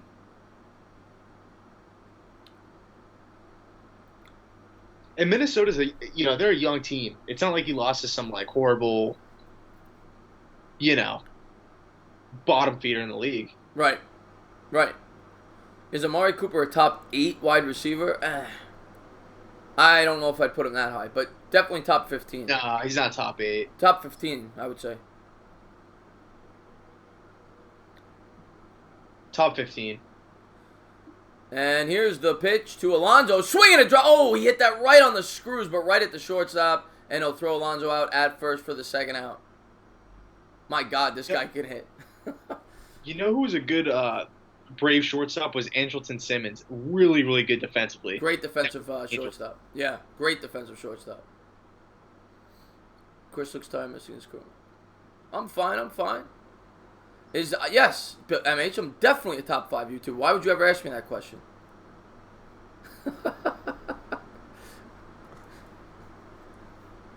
What's going on, Italian Stallion? I didn't ban him. Chris, what makes you come back for Mets? There we go. Swung on and a drive by Cano for a 2-out single here in the top of the third. 1 out, 2 outs, man up first. Chris, what makes you come back for Mets games and stuff, even though they're horrible sometimes? Because I'm a fan. Like, why? That's what you do when you're a fan. You root for your team whether they win no games or 162. Yeah, Alonso could certainly hit. Okay, JC, let's end this. Let's end this right now. Bavith keeps thinking I'm like 5 feet tall. You've met me in person. Am I 5 feet tall? Well, you're shorter than me, and I'm only like 5'8", so no, maybe... you are full of it. You ain't 5'8". Get the hell out of here. No, I'm like 5'11", 6 foot. And I'd probably say you're about like 5'10", 5'9". I'm 5'10" and a half. 5'10" and a half. I used to say 5'11". I go to the doctor, it's 5'10" and a half. So I'm giving you my exact measurements. If you want my belt size, let me know. And a swing and a miss by Conforto.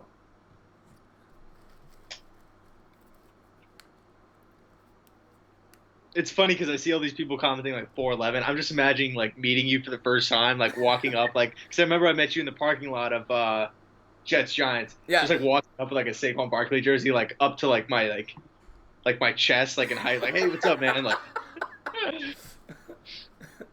oh man. yeah, dude, it's storming really bad out right now, and I don't know if you guys saw, but like the lights are they're starting to flicker over here. So if I just randomly drop out, it's because of the weather. And there's the fastball, 2-1 count upstairs. I ain't 5'9".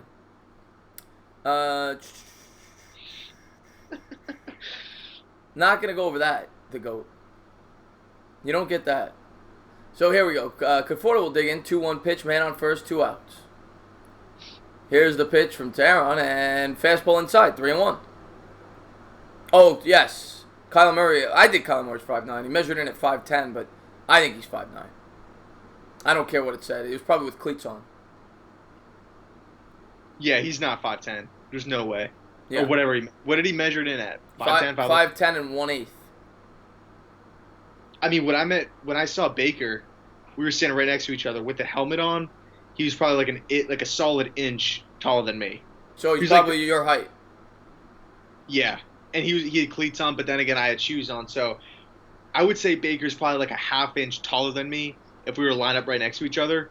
And when you watch Kyler Murray on tape, I mean, this guy looks like a midget, or like a he does not look like Baker's size at all. Right.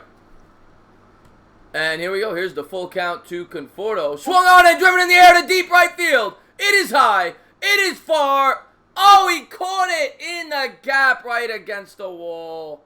3 outs here on the top of the third. He gave that ball a ride, but he hit it in the wrong part of the ballpark.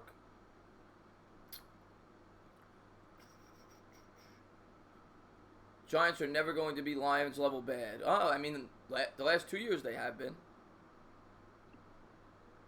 They've been worse. Yeah. But I know what they're saying. Like Detroit's they're always kind of in like no man's land. Like they're never picking like top 3, but they're never making the playoffs. So they're always in pick 10 to 15. Yeah, I thought it was a home run off the bat. Yeah, it sounded like John Sterling. Yeah, because he always calls home runs when they're not.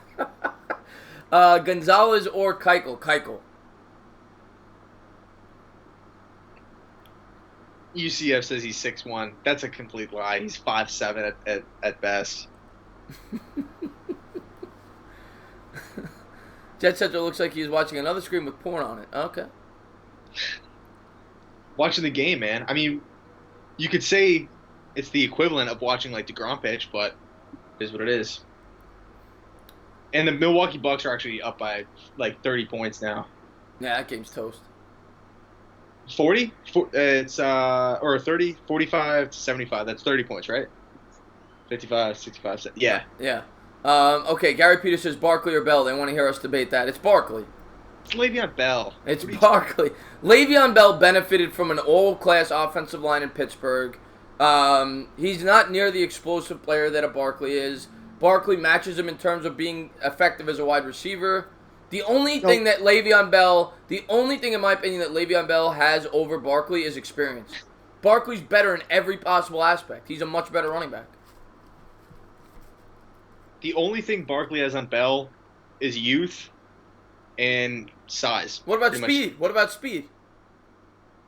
Straight line speed, yeah. No, game speed. Le'Veon Bell's a patient runner, waits for the holes to develop. Saquon Barkley's big playability blows him away too. No way. Saquon Barkley had 7 carries this year for over 40 yards. It's only the 3rd or 4th player in the history of football ever to do that in his rookie year. Beyond that horrible offensive line. No, 6th or 7th player ever to do it. What did he do the year before that with the Giants? He's never played. He had 1 year with the Giants. Right. So he's played in the league for 1 year, and you're already announcing this guy as the best running back in the league. I think he's a more talented running back. For the next 5-10 years, obviously it's Saquon Barkley, obviously. But if you're just taking this year, both teams have horrible offensive lines. Both teams have turnover-prone quarterbacks. Well, of course, it's yet to see with the Giants, but what they do at the position. But I don't know, man. I would take Le'Veon Bell. Oh man, I like Le'Veon Bell. Heyday, he was the best running back in the league. Oh, thank you so much, Josh Satori, for the super chat. He says it's Barkley, no question. I appreciate that, Josh Satori. Now, of course, he has a Barkley picture for his. But Josh Satori is awesome. Thank you so much. But I think it's if we're talking just talent. And a leadoff single by the Braves, by the way, we missed on that. Strike one, swing and a miss. DeGrom with a 97-mile-an-hour fastball. I would not take Bell for one. I love Le'Veon Bell. The other thing with Le'Veon Bell, he's kind of an off-the-field worry, where Saquon Barkley, you don't got to worry about that at all. I don't even think it's close, to be honest with you. And I like Le'Veon Bell. We'll see. Here's the 0-1 pitch from DeGrom. Swung on and fouled off the backstop. It'll be 0-2.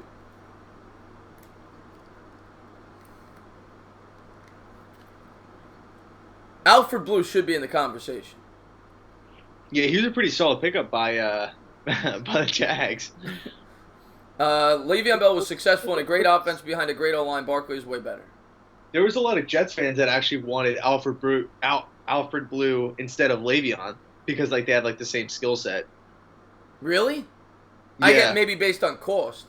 I mean, I know there's people on YouTube people on YouTube that would comment on videos thoughts on Alfred Blue over Le'Veon, just because of money and whatnot. But so I mean, obviously this guy's highly regarded amongst fans.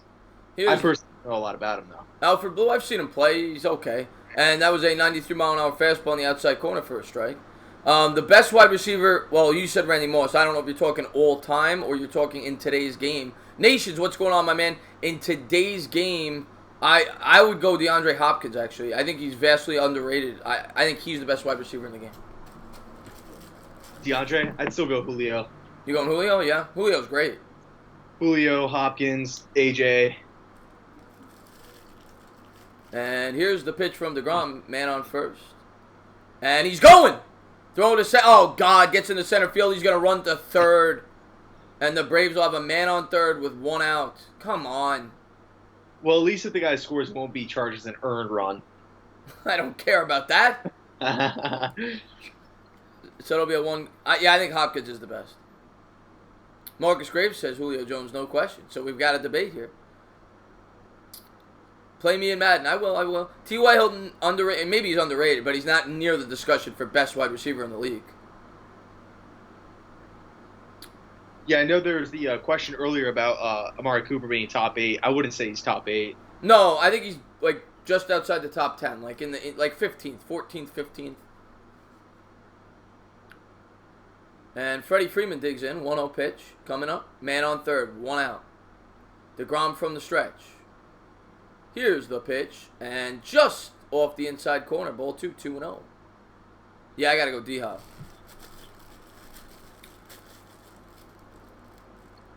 Top 10 receiver all-time, Calvin Johnson. Definitely a top 10 talent all-time, for sure, at the receiver position, in my opinion. Here's DeGrom, and ball 3-0. I don't know how his stats compare historically with other wide receivers because his career was cut short from his choice, very similar to a Barry Sanders. But, yeah, I think I would have Calvin Johnson in the top 10. What about you? I don't know. I mean, that's something that I have to sit there and think about. I mean, there's so many good ones. Randy Moss, Jerry Rice. I mean, there's so many good ones. By the way, they let Freeman swing on 3-0 as he swung and missed on the 98-mile-an-hour fastball. It'll be a 3-1 count.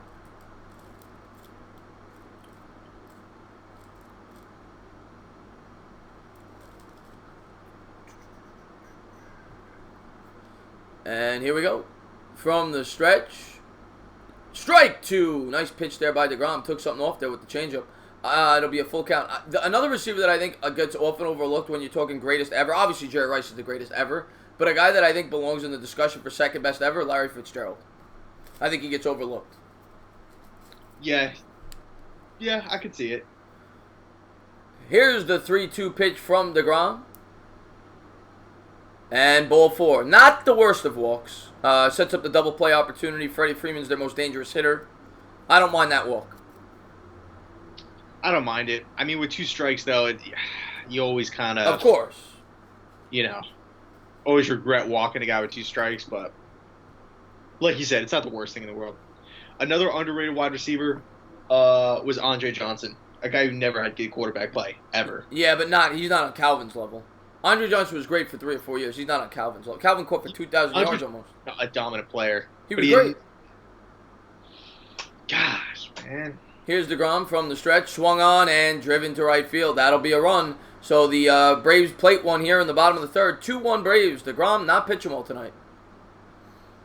So it'll be 1st and 2nd, bottom of the 3rd, 1 out. Chris Carter's another great one. Tim Brown's a great one.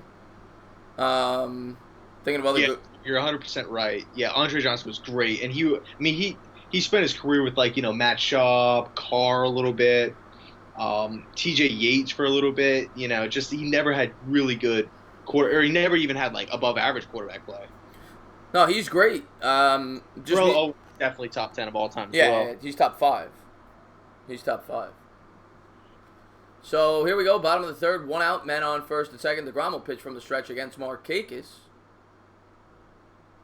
And he wheels the deal. Strike one. You want to change the scoreboard real quick? I just did. Okay. All right. Yeah, I saw the message. Marvin Harrison, Reggie Wayne, yeah. Marvin Harrison's probably top 10. Andre Reed with the Bills was good, but I would have Calvin above him. That's a good one, Calvin and Marvin Harrison, because you have to factor in he played with Peyton. And there's a ball on the outside, 1-1. You could also go with the Rams guys, Torrey Holtz, the Isaac Bruces. A lot of good ones. Ocho Cinco's a good one, yeah. He's one of my favorites growing up.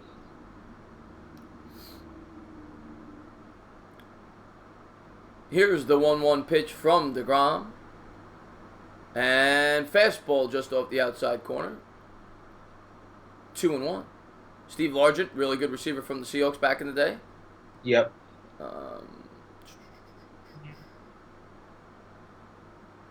How do I think Calvin Ridley... What's going on, Afghanistan? Thank you for tuning in the stream. Reggie Wayne was another good one, yeah. How do I think Calvin Ridley... Calvin Ridley's really talented. You saw it in his rookie year, so I think he'll be good.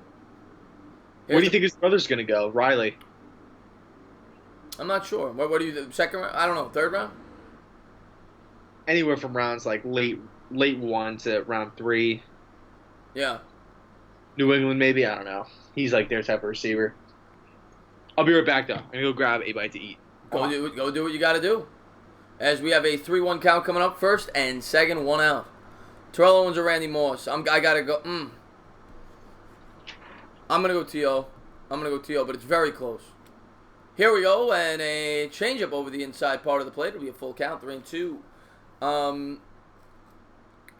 Somebody asked what's the hardest position in baseball, I think, or most important. Hardest position, Gamer Squad has. I would go, I guess, pitcher. But if you're thinking outside the pitcher, shortstop or catcher. So here we are on the bottom of the 3rd. 1 out, 1st and 2nd. Full count coming up to Markakis. Here's the pitch. Swung on and missed. 2 down. Nice pitch there by DeGrom as he got him to chase a little bit inside. Wes Welker, no, I wouldn't say he's the most underrated wide receiver ever. I would say Wes Welker, no, she does not, Pavith. I would say Wes Welker benefited from playing with Brady and playing in a perfect system with Belichick.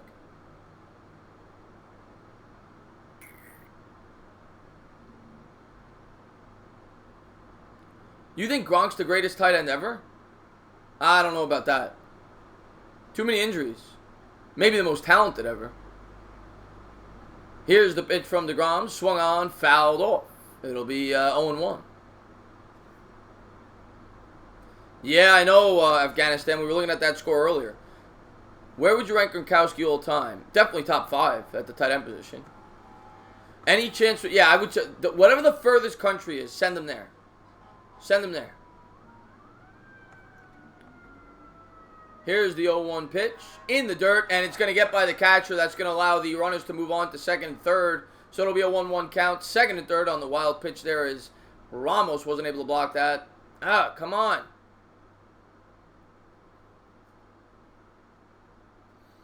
I think I'd agree with that, the GOAT, just because Gronk got hurt too much.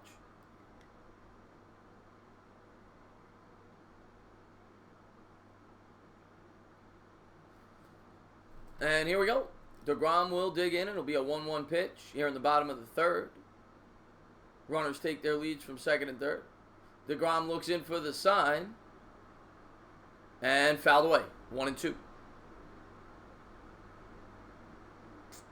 My God, the Bucs won by 41. Mark Bavaro was great. I didn't get to see him play, unfortunately, but I've seen the highlights, and he was fantastic. Got to go with Gates. Gates arguably is the best tight end ever. I think it's Tony Gonzalez, but Gates is up there. So here's the 1-2 pitch. And just misses off the inside corner. 2-2. Another great tight end is Jimmy Graham was a great tight end. What's going on, the count? Thank you so much. Thank you very much for popping in, my man. And here's the 2-2 pitch. The runners take their leads from second and third. DeGrom looks in for the sign. And there it is. Ball 3. It'll be 3-2 as he misses with the slider inside.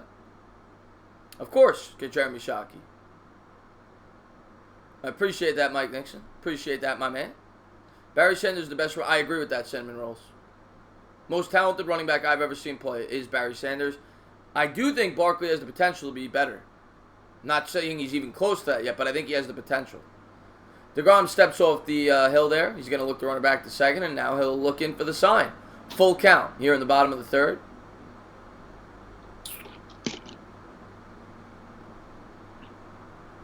And here's the pitch. Swung on and driven down the first baseline. Just foul. We'll do it again. Full count. Coachman Baseball says my name is back. Barry Sanders, best running back of all time. You agree with that? Me? Yeah. Nah.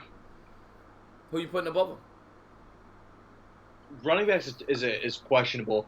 I mean, you got guys like Walter Payton and whatnot. Jim Brown. Yeah, Jim Brown is number one. Yeah, Jim Brown's the guy that you could debate, in my opinion. Here's the pitch, and ball 4 to load him up. Bases loaded. DeGrom really struggling tonight.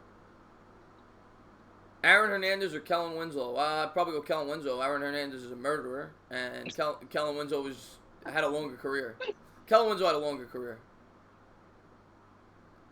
You suck. Yeah, Kellen Winslow's a beast. Wait, which one? Senior or junior? Oh, I think he meant junior. Yeah. Oh, you meant Kellen Winslow Jr. Oh, I thought you meant senior. Junior, you got to go Aaron Hernandez, right? Well, junior was good for I mean, he was a first-round pick on Miami. He was good I think with Cleveland, he would have had a lot better of a career. He was good for like 2 years. Sell out, you don't drink beer. Yvonne, I can't drink beer every stream. I'll be dead. LaDainian Tomlinson, to me, was one of the best. He's top 5, 6 running back ever. LT, probably. Definitely top 10. Yeah, agreed. Marshall Faulk's up there as well. Barry Sanders, Emmitt Smith, Jim Brown, Walter Payton, like you said. O.J. Simpson. And here's NCR, bases loaded. And strike one, swing and a miss on the 98-mile-an-hour heater. I would take Edel over Montez Sweat. Well, 2 different positions. No, definitely, yeah. Here's DeGrom from the stretch.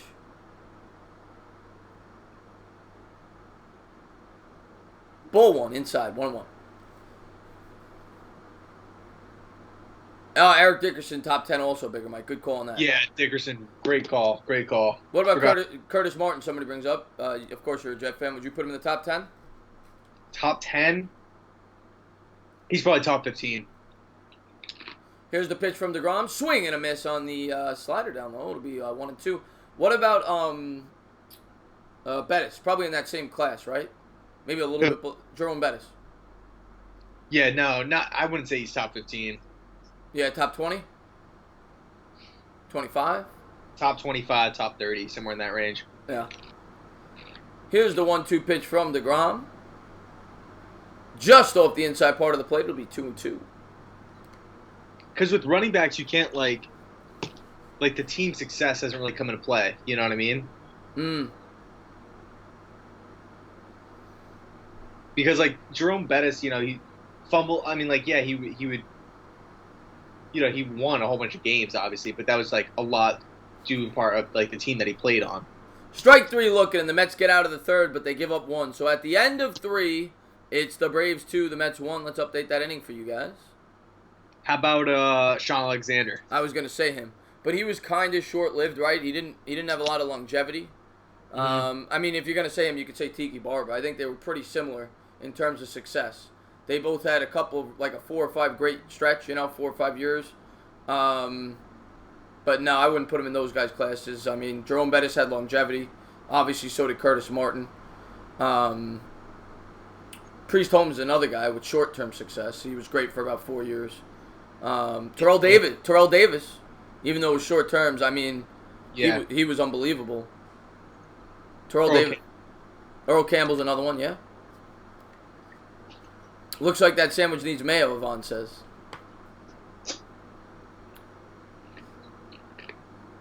Yeah, Terrell Davis, let's go champ says, yeah, just said him. Trying to think who else, other great running backs.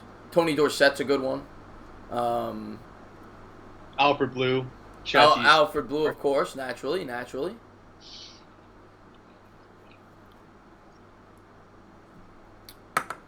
Yeah, man, I know there's a few more. What are your thoughts on Jamal Lewis? Jamal Lewis, great run. He rushed for 2,000 yards. Oh, we forgot Adrian Peterson.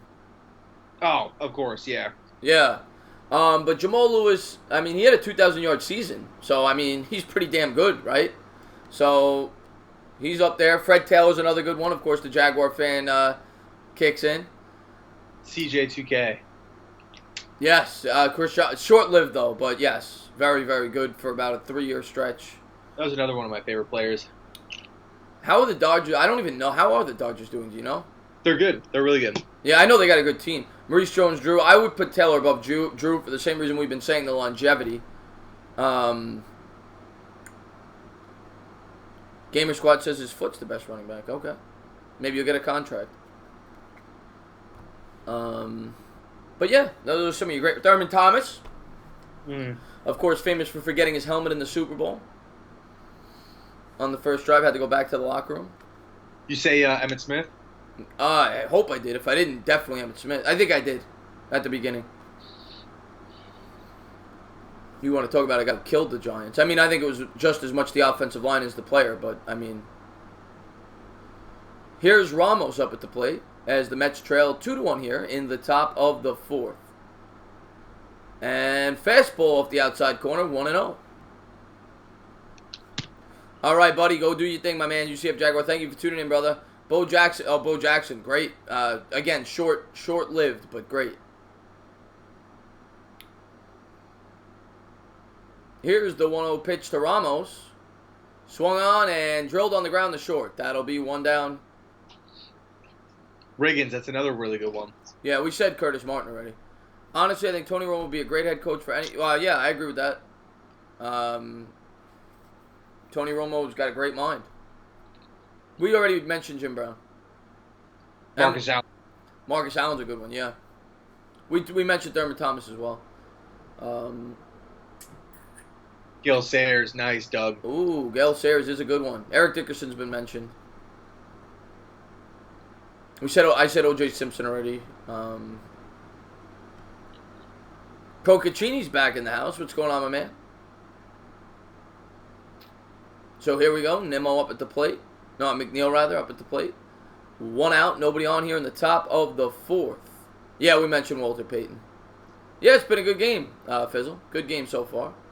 Trent Richardson. Oh, God. Corey Dillon's a good running back. Jamal Charles, short-lived. Too short-lived, but very good. Did you like Cadillac Williams? He sucked.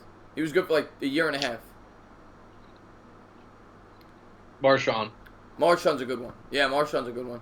Tiki, we mentioned. And McNeil's going to drill one down the line. That looked like it could have been fair, but they rule it foul. It'll be 1-1. Larry Zonka. Nick Karstein, of course. Yeah, I remember you. Yeah, who was a good running back that, like, I feel like never got a lot of recognition was Westbrook from Philly. Westbrook was great for about 3 years. 3 or 4 years he was great. He was kind of like Tiki Barber, very similar type of running back. Yeah, Westbrook was great. Sproles. Who? Darren Sproles. Yeah, Darren Sproles, yeah. Different type of running back, but he was very effective. Bilal Powell, yeah. Matt Forte's a pretty good one, actually. Bull 2 in the dirt. It'll be 2-1. Forte had a really good career. What about Thomas Jones for your Jets? He won the rushing title.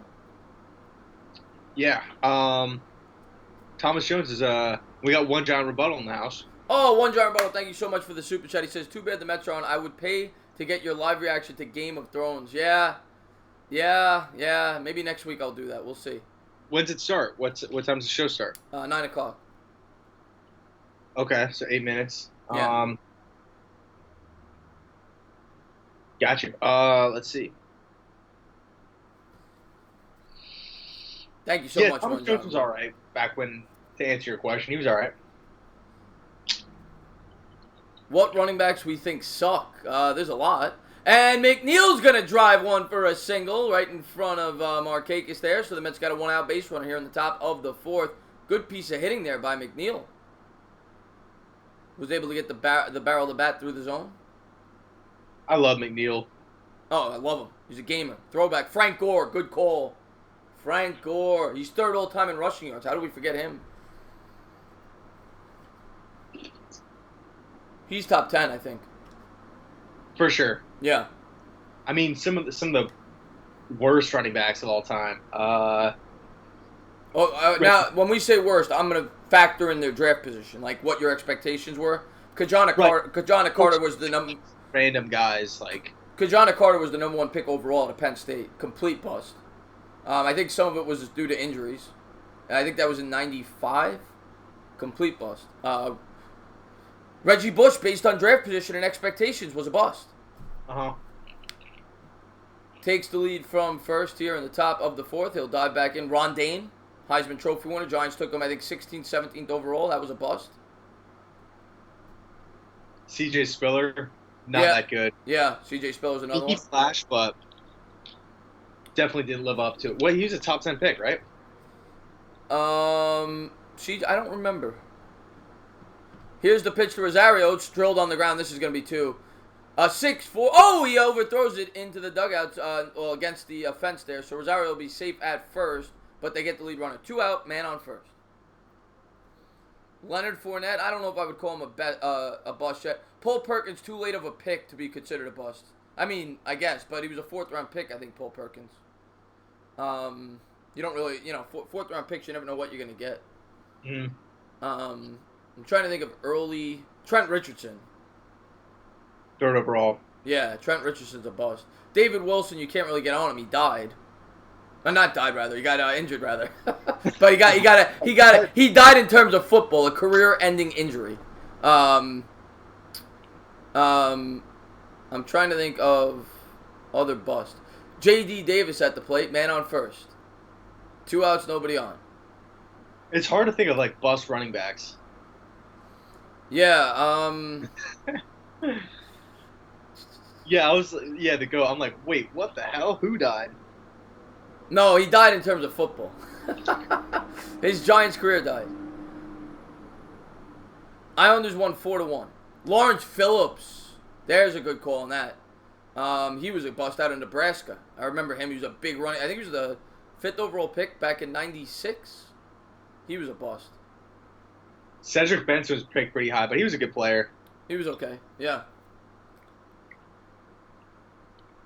And J.D. Davis going to dig in here. It'll be a 1-0 count. 2 outs, man on first. Yeah, we said Kajana Carter. That's the first guy I said. Complete bust. Ray Rice wasn't a bust. Ray Rice was great. Just beat a woman. But Ray Rice was a late pick, too. He's a great running back. Tyrone Wheatley, another bust. First-round draft pick by the Giants. Yep, another bust. And here's J.D. Davis. It'll be a 2-0 pitch. Man on first. Davis responsible for the Mets' only run today. Hit a bomb. Yep. Let's hope he can do it here too. 2-0 count. Julio looked the runner back to first, and he's set to deliver. Here's the pitch, and 3-0. He's pitching him carefully after that bomb. Darren McFadden. Maybe a slight bust, but he was a quality running back, yeah. Yeah, we mentioned Jerome Bettis, the GOAT.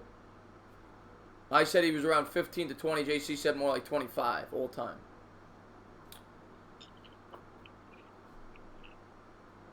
J.D. Davis will dig in. It'll be a 3-0 pitch here in the top of the fourth. And ball 4 upstairs. So the Mets will have first and second. Runner in scoring position. Let's see if they can get that run home. Saquon over all of them. I hope so.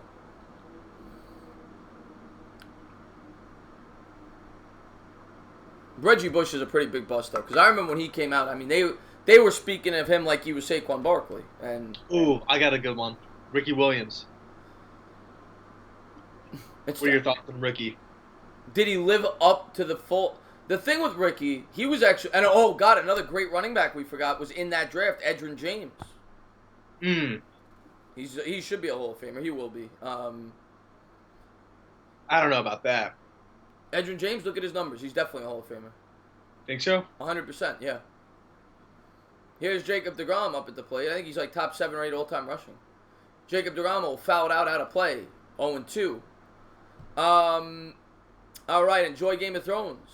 Enjoy Game of Thrones. Ricky was great, but at the same time, was he worth trading an entire draft for? I don't know.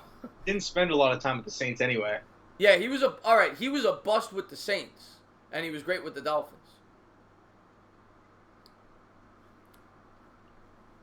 And Taron will step off the mound here as he deals to DeGrom.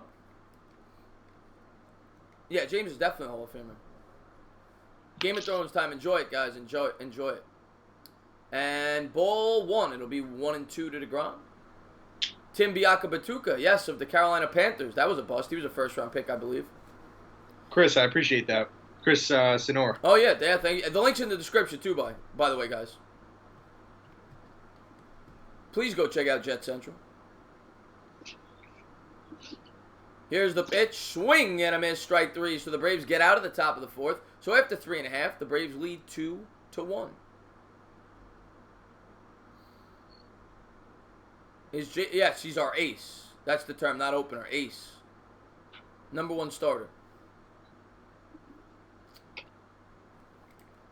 So 2-1 Braves here as we head to the bottom part of the inning. Trying to think of other big time busts. I don't want to say Peyton Hillis because he had that one really nice year, and he wasn't coming in as like a top pick. A Fizzle says we know who are not busts. The Entertainer and Jet Central. We appreciate that, A Fizzle. Thank you very much. Doug Martin, another guy who was really good for about 2 years, and he kind of tailed off. Oh, Mark Israel, thank you so much. Really appreciate that. Blair Thomas, bust for the Jets. Yeah. Yes. Thank you so much. Garrison Hurst was a good running back for the 49ers. As a Jets fan, you definitely don't remember it. I remember watching the year. I think it was the year you guys had the really good team with Testaverde in 98. Garrison Hurst opening day ran for like 90 yards in overtime on a touchdown run against you guys, the 49ers, when you played them. Oh, really? Yeah, in overtime. Yeah. And the 49ers coming into the year were really good, and like it showed that the Jets were a good team, but you guys lost an OT on the first game. Entertainer, who was your most surprising NFL player last year? Mine was AP. Adrian Peterson's not a bad one.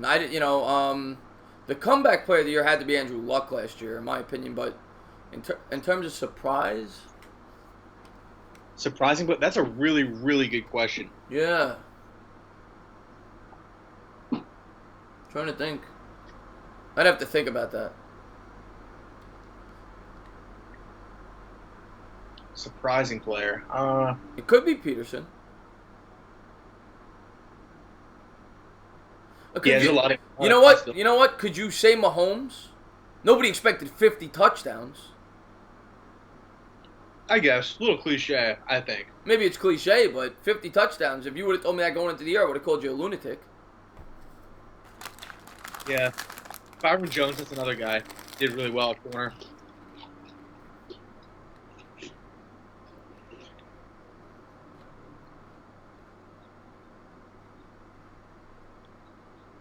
Adam Thielen, great call. He kind of tailed off the second half, but he had a great year. Devontae Freeman, we're talking about great running backs or surprises because he got hurt last year. Here's the pitch from DeGrom. Swung on and hit on the ground the first. That'll be an easy play. 1 out here in the bottom of the 4th. You know who's another bust? No Sean Marino. Oh, yeah. Of the Broncos. Every Broncos running back in that period was a bust. Other than C.J. Anderson. How about, I got one for you. The guy that played on the Packers. That was really good his rookie year, and then he got really fat. Lacy. Oh, Eddie Lacy. Yeah, good call. Yeah.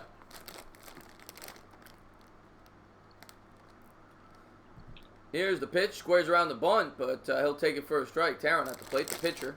So it'll be 0-1 here in the bottom of the 4th. 1 out, nobody on. Yeah, Eddie Lacy. Here's the pitch from DeGrom. Swung on and fouled away. It'll be 0-2. Yeah, we were talking Ron Dane a little while ago. Oh, God, he was horrible out of Wisconsin.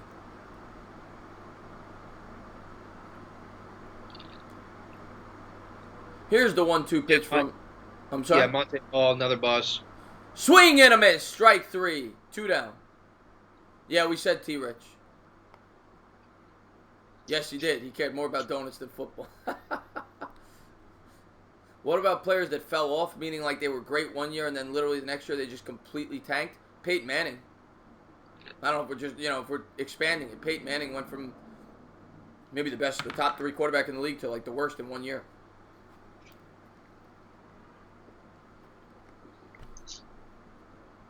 Here's DeGrom.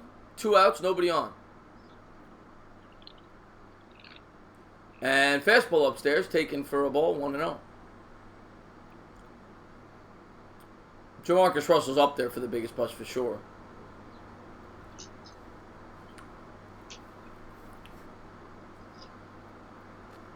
Yeah, Jacoby Jones, he disappears. And that's a ball off the outside corner. It'll be 2-0 here in the bottom of the 4th. Ozzie Albies at the plate. He's batting .328 on the young season. 1 home run, 2 RBIs. And the Bucks have a little bit. They are up by, I believe, 41 points right now in the Pistons. So just 41. Not that big. Go. Not that big of a deal. 41-point lead. And here's DeGrom. It'll be a 2-1 count here. Pitching from the windup. And here it is. Strike 2. 2-2, 94-mile-an-hour heater. What about... Yeah, but Gurley bounced back.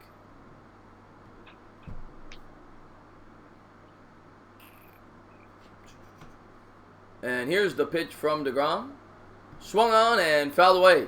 Why is everyone in mind? Well, the reason why, and when you're doing smaller streams, and this is a smaller stream for a lot of factors, NBA playoffs, Game of Thrones, baseball's not as popular as other sports, the people that show up are your regulars, and those are the people that get mods. Here's the 2-2 pitch from DeGrom. Set to deliver, and ball 3 upstairs, it'll be 3-2.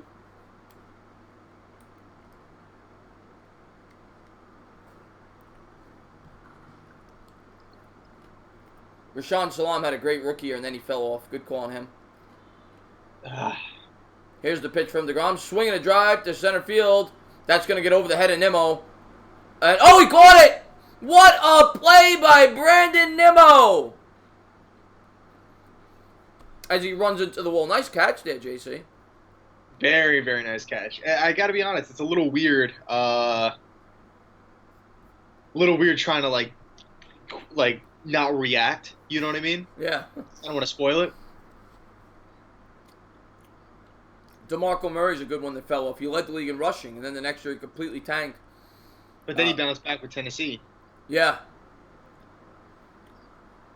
How about Sidney Rice? Sidney Rice, he never really blossomed into much of a wide receiver.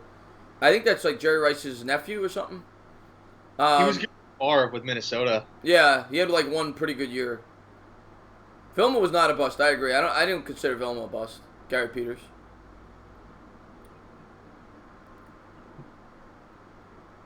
Where did Vilma end up after the Jets? He went. Saints. The Saints. That's right. Yeah, he was good with the Saints too.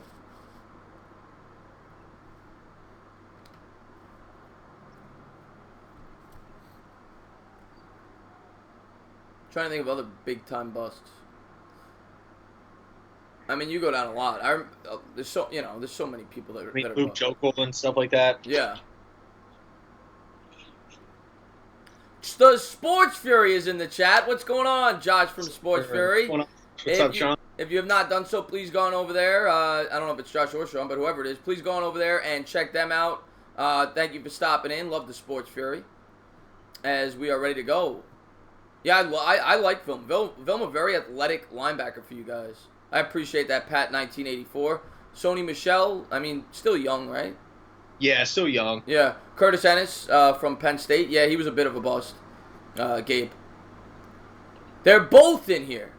There you go. Courtney Brown, Tim Couch. You got some bust there from the Cleveland Browns. I actually like Kerryon Johnson. He's going to be good. Oh, yeah, from the Lions? I know you were high on him when they drafted him. I remember us talking about that. Yeah. He had a nice rookie season, man, for the Lions. Yeah, that's one thing the Lions have not had going forever. They have not had a running game, and it was refreshing to see them, attack that position. So here we go. Top of the fifth. Taharon will deal from the stretch, which makes no sense. One of the few starting pitchers I've ever seen do that. And a curveball up the outside corner. 1-0 as Nimmo takes it for a ball. Jamarcus Russell or Ryan Leaf. I got to go Ryan Leaf as a bigger bust. But it's pretty damn close. But Ryan Leaf had higher expectations, Fizzle, in my opinion. Chris, let me ask you this. 1 second, let me just call this here. 1-0 pitch to Nimmo, ball 2 up the outside corner. Go ahead, buddy. Going back to the Mets, percentages, right? What are the chances that the New York Mets sign Dallas Keuchel? Because this is obviously one of the bigger kind of storylines floating on social media. The Mets have to attack this number 5 starter. Jason cannot keep going out there and just blowing games. I hope they do. I'll say 25%. And here's Nimmo. We sign him? Yeah, I don't think it's I hope I'm wrong. Here's the pitch and just hits the outside corner. 91-mile-an-hour fastball. 2-1 to Nimmo. You say Jamarcus Russell. I mean, you could go either one. Jamarcus was the number 1 pick. So, but Ryan Leaf. I mean, it was almost a coin flip between him and Peyton Manning when he came in as the number 1 pick. And here's the pitch to Nimmo. Swing and a drive. There's a nice knock there by Brandon Nimmo. A leadoff single here in the top of the 5th as the Mets look to tie up the score. Now, do you try to send Nimmo here against Taharon? You try to get him in scoring position? With Alonso at the plate? Nah, I wouldn't do it. I mean, it's only a 1-run game. Yeah, I just like aggression. If it was Rosario or somebody with a lot of speed, maybe. But with Alonso, I like my chances at the plate. Plus, it's a 1-run. I mean, if we were down by 4 or 5, then yeah, let him go. But it's only 1 run, so. Pat says 70% chance that we get. I hope so, Pat. That would be amazing. As he looks to run it back to first, they were thinking the same thing I was. Nimmo could be going. Keeping him honest over there at first base. They're showing DeGrom there in the dugout with the coat over his shoulder, trying to keep the arm warm for the bottom of the 5th. So what do you expect here? Maybe a hit and run? I would like to see something like that. Ooh, that one was pretty close for the pickoff move. Yeah, looks him back to first again. Nimmo's in there safe. Keeping him honest. Peyton Willis is a bad bust. He got on the cover of Peyton Hillis, you mean. Peyton Hillis. Well, Peyton Hillis didn't have high expectations, though. He just had one really good year with the Cleveland Browns, but he didn't have high expectations. Yeah, that year was dominant, though. Yeah, and the only reason he got on there, the fans voted for it. And here's the pitch. Swung on and popped up in the air. It'll be a can of corn. 1 out here in the bottom of the 5th. Man on first. Nimmo stays on first. Yeah, Mark, that would have been nuts if Peyton went to San Diego. Peyton Manning almost went to San Diego and Leaf to the Colts. The Colts saying now yeah, of course. I don't know what round he was, but how would you consider Ben Jarvis Green Ellis, the law firm? I don't know what round he was, but he definitely wasn't a bust. He was a good running back for the Patriots. And wasn't he with Cincy for a little bit? Yeah. Who drafted him, Cincy or New England? I want to say he started with New England, but maybe I'm wrong. And Cano will call a timeout. He'll step out in the box. Looks like he's got some sweat in his eye. Maybe it's a bug. Who knows? So we'll have a man on first, one out. Cano's going to dig in. Heath Schuler, there's a bust. 5th overall pick to the Washington Redskins quarterback. Big bust there. Good call there. I think that was in 96. I think it's the same draft that you guys got Keyshawn Johnson. Here's the pitch to Cano. He's going to take a changeup off the outside part of the plate. Ball 1-0. TJ Yeldon, running back of the Jaguars. A bit of a bust. Who's going to be on the cover of the next Madden? Eli Manning. Eli Manning. The Madden first already hit him a long time ago. Here's the 1-0 pitch, and he's going to look to run it back to first. They really think Nimmo could potentially go. I think Barkley's a strong candidate for the next Madden. Yeah, I could see Baker probably. Baker too, yeah. And Nimmo's going to take a lead from first. And here's the pitch to Cano. And a fastball just off the outside part of the plate. Good eye by Cano there. 2-0. Juju Smith-Schuster is another fan favorite. Yeah, a lot of people like Juju. He's got his own YouTube channel. Yeah. So 2-0 here. What are you looking for if you're Cano here? I mean, if you're Tehran, I think. Low and outside maybe.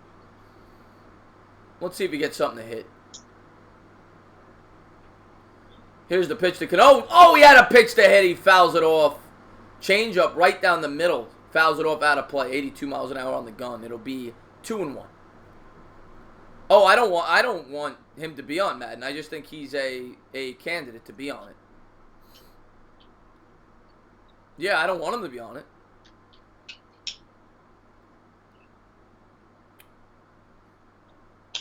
And here's Taron as he looks in for the sign.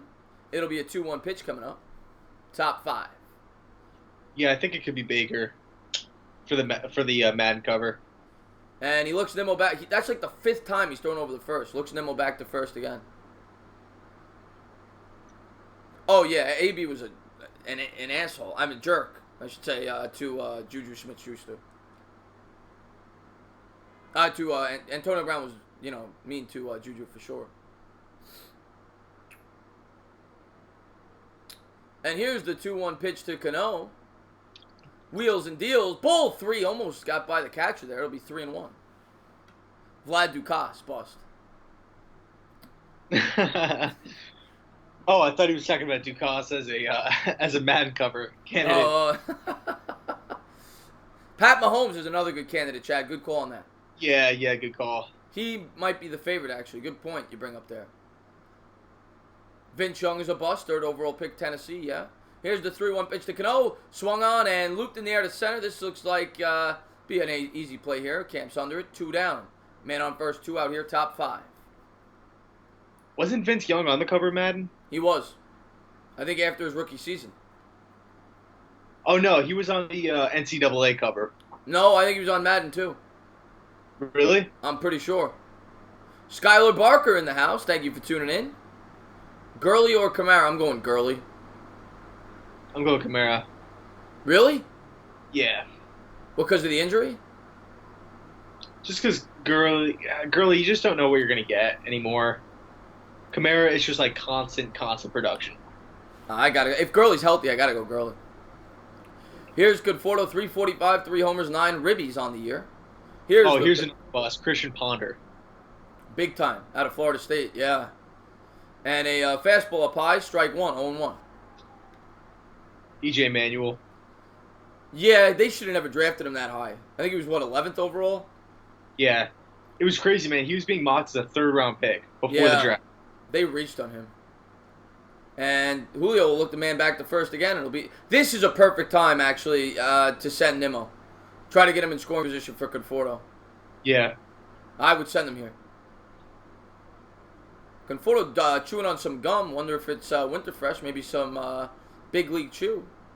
Here's the pitch to Conforto. Popped up in the air, and that'll do it. So, well, we'll see, but it looks as if it'll do it. So as we head to the bottom half of the 5th, it's the Braves 2, Mets 1. Donaldson, Freeman, and Acuna coming up for the Braves. Matt Leinert's a bust, absolutely. Geno Smith, yeah, Geno Smith was a late, actually he was an early second round pick, right? Deshaun Kaiser, too early to say he's a bust, but he's leaning that way. J.P. Losman, absolutely a bust. Same draft as Eli Manning. Skylar Barker, I just gave you a shout out. I'll give you another one. Do you guys remember Todd Maranovich, QB for Q? The name I remember, I don't remember seeing him play, though. Oh, Joe Musa, thank you so much. Yeah. I appreciate the super chat. Do you know what he means when he says who's most? He's saying whose hair is better. 1 for JC, 2 for Chris. Appreciate the super chat, Joe Musa. Thank you so much. I really appreciate that. And please check out JC's channel. The link is in the description below. We're getting some 1s. We're getting some 2s. Is he talking about like hair or like facial hair? I think he's talking about hair. I was thinking about going short on the sides next time. You gonna get the fade? Maybe. Mid-fade? Mid-skin fade? Yep. Skylar Barker, thank you for that. And I hope you also did it for JC. Charles Rogers, bust, yeah, wide receiver. Wasn't there... Mike Williams was a bust, wide receiver. I remember him. He got drafted by the Lions as well. Nate Burleson. Yeah, we said Jamarcus Russell. We've done like a whole 3 innings on NFL busts. Yeah. Thoughts on what we should do with Dominic Smith? He's been killing it, but first base locked up with Pete Alonso. I think he's the guy that you look to trade if the right deal presents itself. Yeah, maybe a draft day trade. Yeah. And there's the famous play with the Black Cat, 1969. The Miracle Mets. Where do we think Rosen goes? I think he stays with Arizona. I don't think they take Kyler Murray. Eddie Otero says, can we talk baseball instead? I'll talk baseball. Let's talk baseball. Bring something up. We'll talk about it. What are you laughing about? Oh, no, just reading some of these comments. Justin Blackman and whatnot. Oh, Justin Blackman, complete bust. Here's DeGrom from the windup and the pitch. In the dirt. Ball 1, 1-0.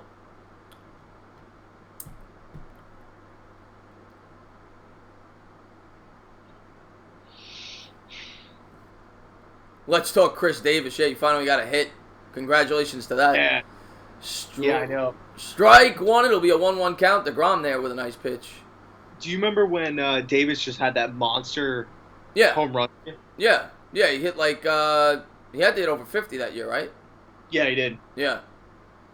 Here's DeGrom, the windup and the pitch. Swung on and fouled off along the back screen there, 1-2. Who is the other Chris Davis is actually really good. I was looking at his numbers. He's had like 3 straight years of over 40 home runs. He's a good player. Yeah, he has a hard time getting on base, but, if he's hitting bombs like that, then it doesn't even matter. And Eddie Otero, the guy, he wanted to talk baseball, he says, what do you guys think of Pete Alonso? Pete Alonso, to me, I'll tell you this. I knew he was going to have a good bat. His glove, I think, is underrated. He made a really nice play again today, and JC mentioned that when we started the broadcast. His glove, we thought was going to be a detriment. It hasn't been. He's got a smooth glove, and he's for real at the plate. Here's the pitch from DeGrom, and ball 2 off the outside corner, 2-2. Yeah, he worked really hard in spring training and like the months leading up to it, really to lock down that defense. Yeah, I think he's at worst a 25 to 30 home run guy. He's going to drive in 100 runs. He's for real. He's legit. Here's the 2-2 pitch. It's still early, but... Yeah, I mean, last year, he drove in like 120 runs in the minors, and he's already got 17 ribbies already this year. I mean, the guy could hit. Where is Murphy playing now? Colorado? Yeah, he's with the Rockies. Isn't he hurt, though? What's JC's YouTube? It's in the description, Skylar Barker. Is Daniel Murphy hurt right now, or...? To be honest with you, I haven't been following the Rockies. I don't know, to be completely honest. And fouled away, it'll be 2-2. Vernon Golston, Robert Gallery, absolutely, bust. Nelson Aguilar, yeah. So here we are in the bottom of the 5th. It's the Braves 2, Mets 1. Nobody out. DeGrom getting up there and pitches. He's already got 90 pitches. This will probably be his last inning. Oh, man. Here's the pitch. Swing and a drive. That ball is going to be it. Oh, God, it carried. That's a home run. Much like J.D. Davis's home run. It just carried. Same exact location, too. So it's the Braves 3. Let me update the scoreboard. The Mets 1. I feel like Jacob deGrom gets no run support. Yeah, he's not pitching well today, though. Not pitching well today. Justin Gilbert, that's another good call by Doug. Right down the heart of the plate. Donaldson took it for a ride. Yeah, I said him earlier, Mike Nixon. It was Mike Williams. Josh Donaldson hit the home run. Sergeant Gibby. Here's the pitch to Freeman. Strike 1. Fastball in the outside corner. It'll be a 1-1 count. Yeah, one underrated thing, too, is like DeGrom's already at 94 pitches. Here's the pitch from Jade. No. Swung on and driven down the line. Foul. Yeah, 94 pitches already. 1-2.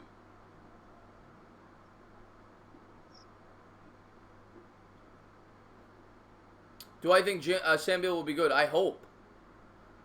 Mets shouldn't have paid DeGrom. I think they should have. They had to. And there's the pitch inside, 2-2. DeGrom's good. I mean, it happens. You go through a couple of okay starts, whatever. But here's the pitch to Freeman. Blooped in the air along the third base line. It'll get out of play, 2-2. Yeah, Joey Harrington was a bust out of Oregon. And Pat, we appreciate that. You two are killing it, bro. Good job, fellas. We appreciate that.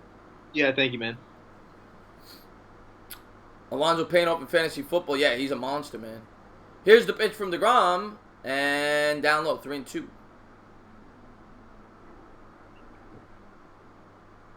I get that some people said, because I think he was under contract for 1 more year, if I'm not mistaken, but he earned that contract. I like. I'll wait till the pitch here. 3-2 count. And nice. Got him looking. I don't know if that was a strike, but we'll take it. 1 out here in the bottom of the 5th. I just think that it showed that the Mets were, like, for real, that they're not this nickel and dime organization. I like the signing of DeGrom. I did. Yeah, it was a good signing. I mean, he's the team's best player. He's one of the best top 5 pitchers in the league. Yeah. You didn't want him being, like, disgruntled going into the season. I'm happy that we got the deal done. DeGrom already up to 98 pitches. Acuna at the plate. Here's the pitch. Fastball, 96 on the knees. Nice pitch. Yes, I caught the end of the Masters. Yeah, I know the arbitration would have been $17 million this year. They showed loyalty, yeah. I did catch the end of the Masters. It was nice to see Tiger finally win another major, number 15. 3 back of Nicholson. Nicholas, rather. So now we hit the century mark. He's at 100 pitches. And you got Markakis on deck, who hit a bomb. And just gets on base, you got to pull him. Yeah, just off the outside corner, 2-1.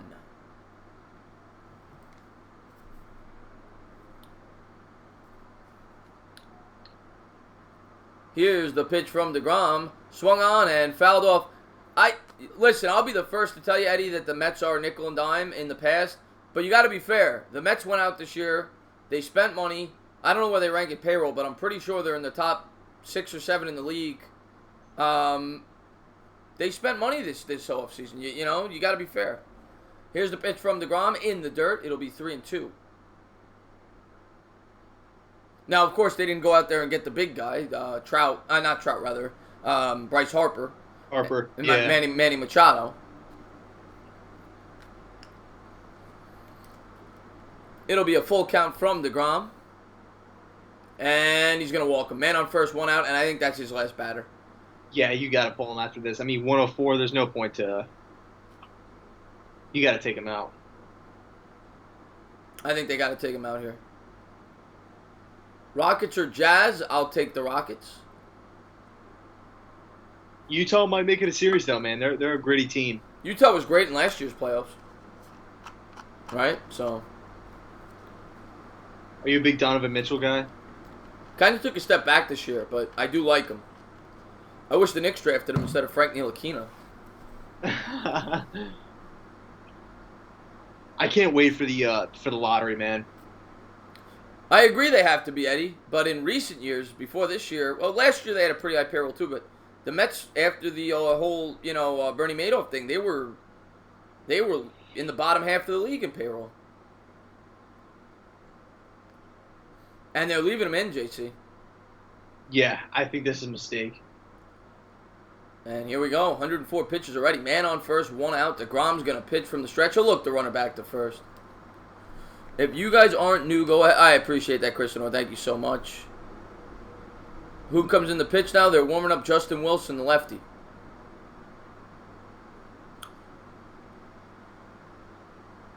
And here comes the pitch from DeGrom, and he'll look the runner back to first. Checks in on him there. Wants to make sure he's not getting a good lead. If we draft Kyle Shermer at 17, Bavit, I will go absolutely bananas. I'll scream at the top of my lungs. Yeah, it's just a really weird dynamic with the whole coach and the son that plays. You kind of saw the same thing with Doc Rivers and Austin Rivers. Right. It's just weird. Here's the pitch from DeGrom, and just upstairs for a ball. And the Milwaukee Bucks actually just won, beating the Detroit Pistons. Yeah. Poppy Goat just changed his name, and he's got a picture of me, it looks like, screaming. Thank you for making that your profile picture. Goes to show you the owners aren't business savvy, Eddie says. Yeah, no, they weren't.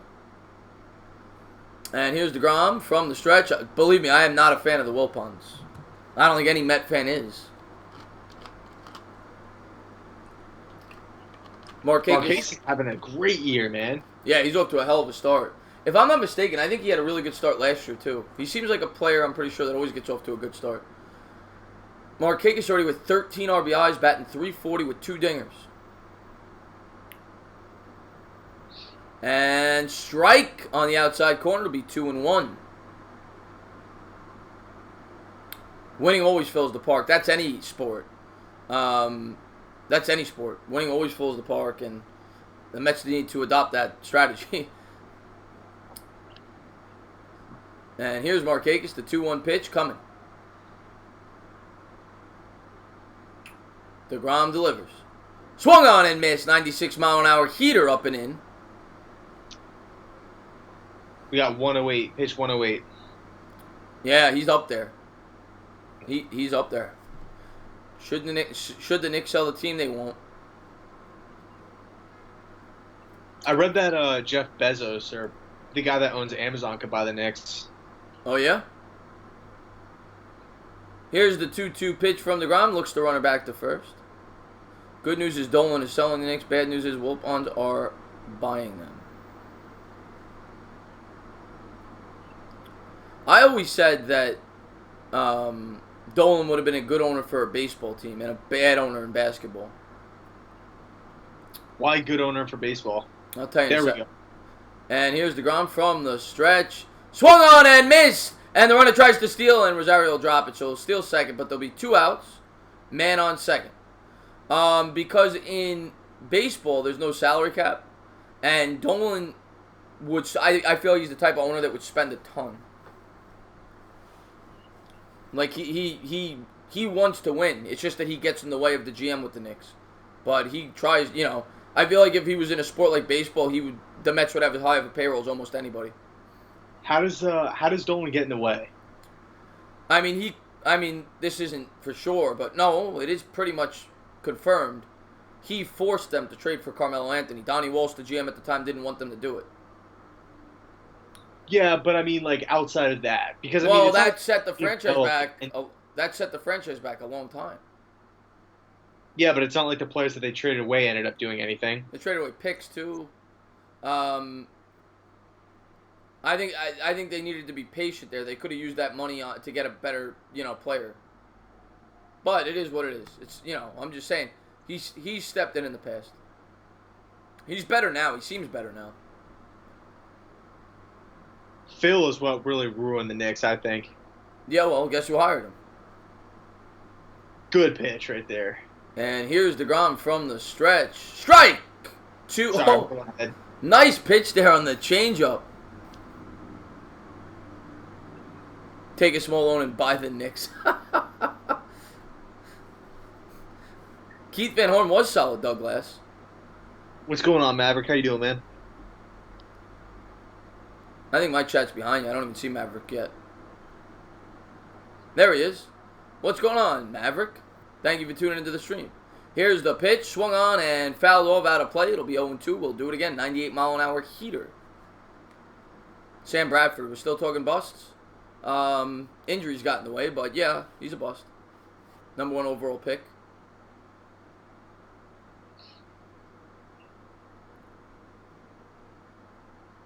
Yeah, but Christian, if they don't win, that ballpark won't stay full.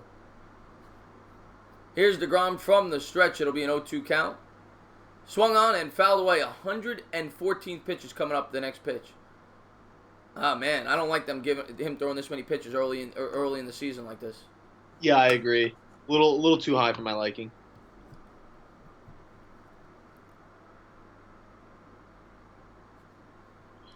Shermer's going to be a sleeper pick in the NFL. He's a good quarterback. We'll see. I don't want him in the first round. Here's DeGrom from the stretch. And here's the pitch. And that's chopped on the ground. This is going to be a hit, I think. DeGrom backpedals. They get him! They just get him at first. And that'll be the third out. So at the end of 5, it's the Braves 3, Mets 1. As we head to the top of the 6th. Need to get a couple of runs here. Yeah, that's for sure. This game's been pretty boring. Yeah, not a lot of action. People just want memories so they can go get autographs and stuff. Are you talking about? Yeah, well, that's definitely his last pitch. Mark Israel wants to know what you're doing for the draft. Oh yeah, no, I was just gonna say, yeah, man, I'm going up to Orlando. I'm gonna be live streaming the first 10 picks of the draft with my little brother. And then also going to be posting reactions for every New York Jets draft pick as well. So it should be a lot of fun. And can't wait for it, man. Really can't wait for it. Jake Locker, another bust. Yeah, good call. Yeah. Jameis Winston's getting there. Not there yet, though. We need a rally here. We got to get a couple of doubles. We got to get some runs here.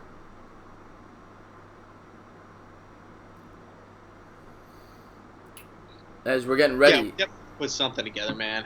Yeah. Like we said when the game started, though, we never hit this guy. We never hit this guy. Yeah. Doesn't matter how bad he's pitching. He's got a 6 ERA coming in. We can't hit him.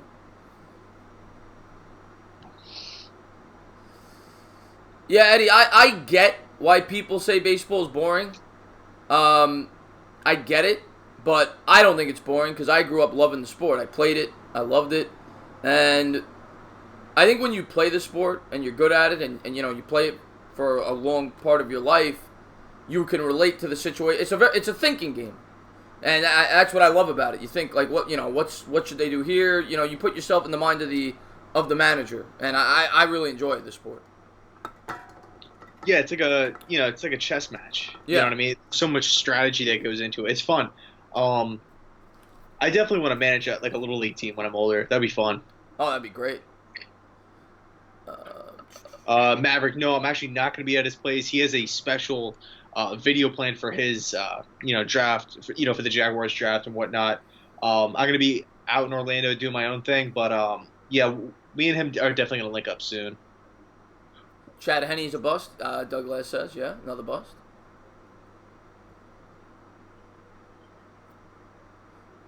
As we head to the top of the 6th. Alonso will lead it. Ramos will lead it off. I'm surprised the Mets have 6 hits. It doesn't seem like it. Yeah, no, not at all. And Ramos will step in. Julio's still on a pretty low pitch count. He's only throwing 77 pitches. And looks like a 1 pitch out. Yep. Not bad. I keep on forgetting I'm in front, man. Or like I'm ahead of you. No, that's all right. And he grounds out the second. 1 out. 1 pitch out. He's at 78 pitches now. Blake Bortles bust, yeah, 100%. Number 3 overall pick. What do they give this guy, like a 10-second lead? He's dead.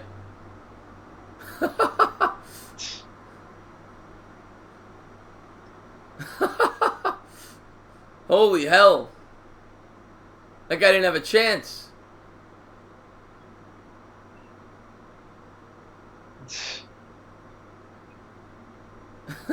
That's crazy, man. That guy was flying. Nobody's ever going to beat that guy. That guy's like a track star. Baseball. Whenever he met on the team. Yeah. So here we go. Jeff McNeil at the plate. 1 out, nobody on. And strike one on the outside corner.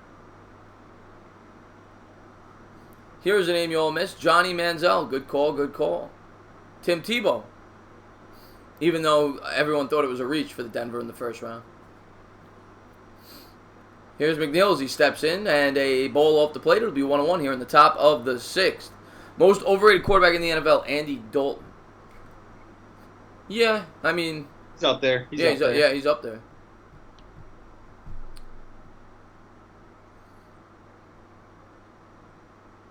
Here's the 1-1 pitch to McNeil. And ball 2 upstairs. Let's get a leadoff guy. Well, they already got the first out. Let's get a 1-out base runner.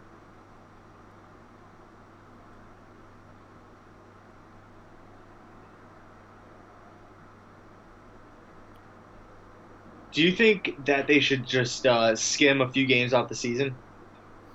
They'll never do it, and I'll explain why in a second. Here's the 2-1 pitch to McNeil. 3-1. The reason they'll never do it is baseball is so statistically driven. If you change the games, it would change all the record books.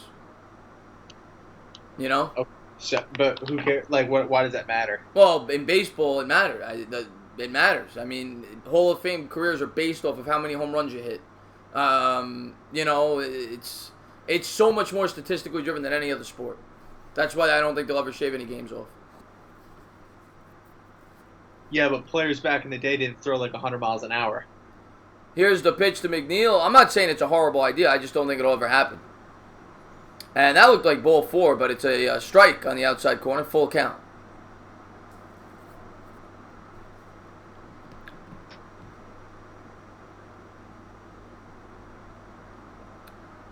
So it'll be a 3-2 pitch here to McNeil. And ball 4, good eye. So the Mets have a 1-out base runner. The tying run will come to the plate here in the top of the 6th. Flowers, yeah, of course, was a huge bust, Cody. So that's the character from, whatchamacallit? What's that movie? Oh, I forget. For what? The Disney movie. I'm not good at it. They just made the sequel this year. Oh, Incredibles. The Incredibles, yeah. So here we go. Rosario comes up. 1 out here. Man on first. Here's the pitch. And strike one on the inside corner. Jared Lorenzen was a joke. Oh, God. The hefty lefty. Let's go, Mets. Tie this thing up. I don't like Mariota. I've never liked Mariota. You like... Yeah, you like Mariota. Here's Rosario at the plate. 246, 1 home run, 10 RBIs. And ball 1. Misses with the slider inside. It'll be 1-1. He shouldn't be Thomas Cusack.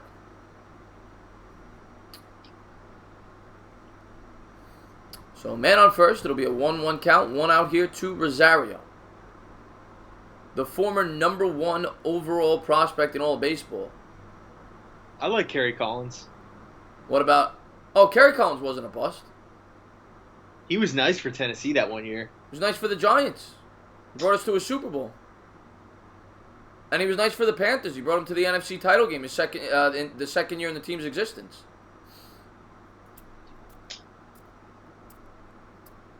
Here's the 1-1 pitch, and swing and a miss off the outside corner, 1-2.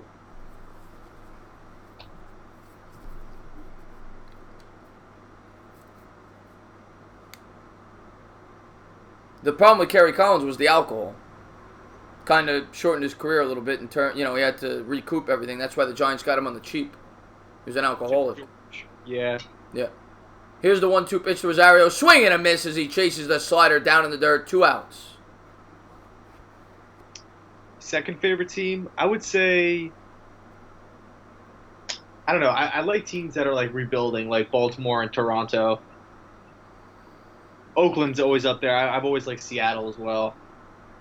I'll probably go the Mariners as my second favorite. Mariners or the Athletics. I don't have a second favorite. I can just tell you the teams I don't like.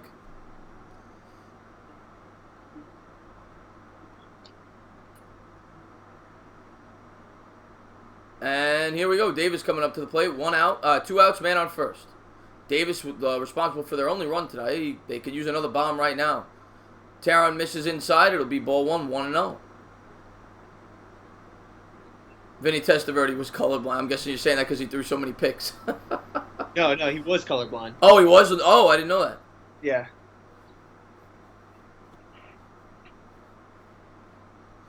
Here's the 1-0 pitch to J.D. Davis, and Chase. Yep, Chase is one in the dirt, 1-1. Yeah, soccer's cheap. Yeah, I mean, actually, I would think basketball is the cheapest sport, right? No, I mean in soccer you just need a ball. But you need cleats, you need shin guards. Well, you don't need those. Well, basketball you just need a ball too. Then. Well, you need a court and a hoop. You don't gotta buy a court. You go to the park. And there's the pitch, swung on and fouled back. Mets have 2 outs. Runner on first. I would say baseball or golf is one of the most expensive. Golf, definitely the most expensive.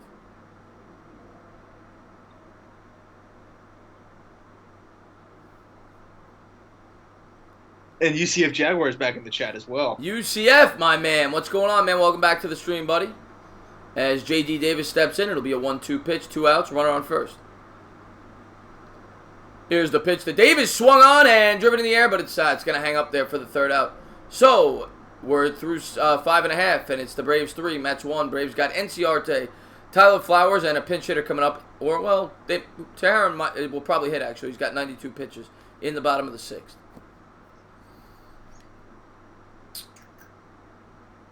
Yeah, football's expensive, but you don't necessarily usually with the little league teams, you just pay a small little fee and they'll supply you with everything.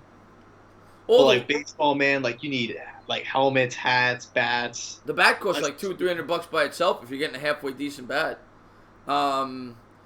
Skiing, you mentioned UCF mentioned snowboarding. Skiing's expensive. Swimming expensive unless it's in the ocean. What would be expensive about swimming, though? Yeah, I don't know. You get swim trunks and you dive. Braves 5, Mets 1. Well, no, it's 3-1. 3-1. Yeah, we said golf. Golf's incredibly expensive. Mark says beer pong's expensive to play with drunks. Yeah, that's true.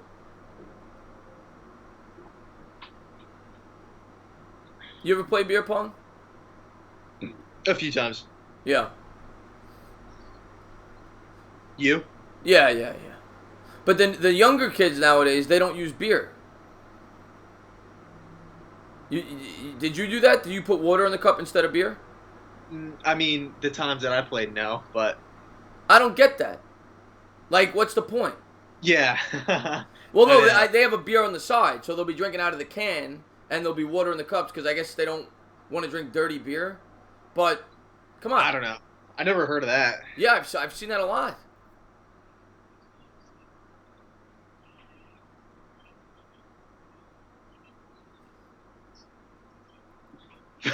Thomas says Formula One's a pretty expensive sport too. Yeah, I would say that is pretty expensive.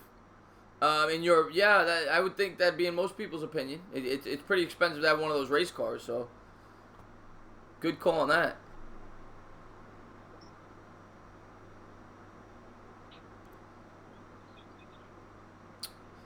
And here we go. I'm with you, Cody. Golf is expensive, also geared towards, well, of course. And here we go. What? Sailing's pretty expensive. Yeah. There's the pitch from Wilson outside. It'll be 1-0. Good call there, Douglas. Yeah, sailing could be expensive.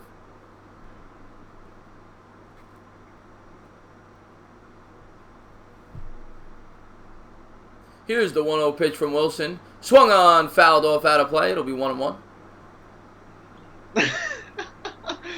UCF coming in. I've heard the stories. I've heard the stories.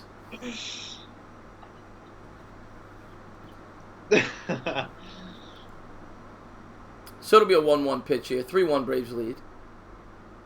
For real though, I mean, like all those racing sports, like NASCAR and stuff like how do you even get into that? Like if you don't have like the money to like go to a track and everything like that with a car. I have no idea. I think you kind of got to be born into the sport. The millennials use bleach for beer pong. Professional poker is expensive if you're bad at it. Yeah, well then you're probably not going to be around long. And there's a bowl upstairs. It'll be 2-2.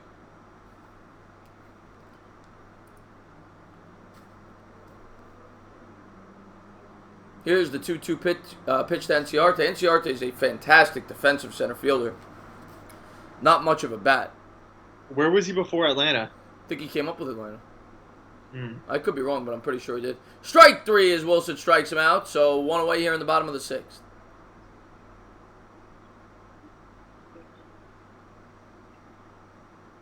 Archery. The strip club's very expensive. Not a sport, but very expensive. So Wilson on the year, 1.2. Why are you laughing? No, I'm just thinking about some of these comments, just like some of these expensive sports and stuff. And there's a ball inside. It'll be 1-0 as they show Conforto. There's Mary Mickey Callaway. Christian Orr, it depends. Depends. But yeah. There's the 1-0 pitch. Blooped in the air, and that's going to drop in for a single. It'll be a 1-out base runner. You know, when you factor in the cost of dating, yeah, it is, Chris. But is it really a sport? But yeah, I don't necessarily consider that a sport. The sport of sex. No. It's not a sport.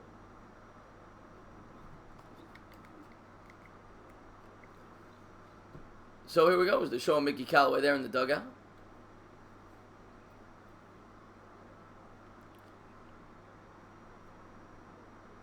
All right, UCF says, who do you guys realistically want your teams to draft with their first picks? Chris, I'll let you take it away.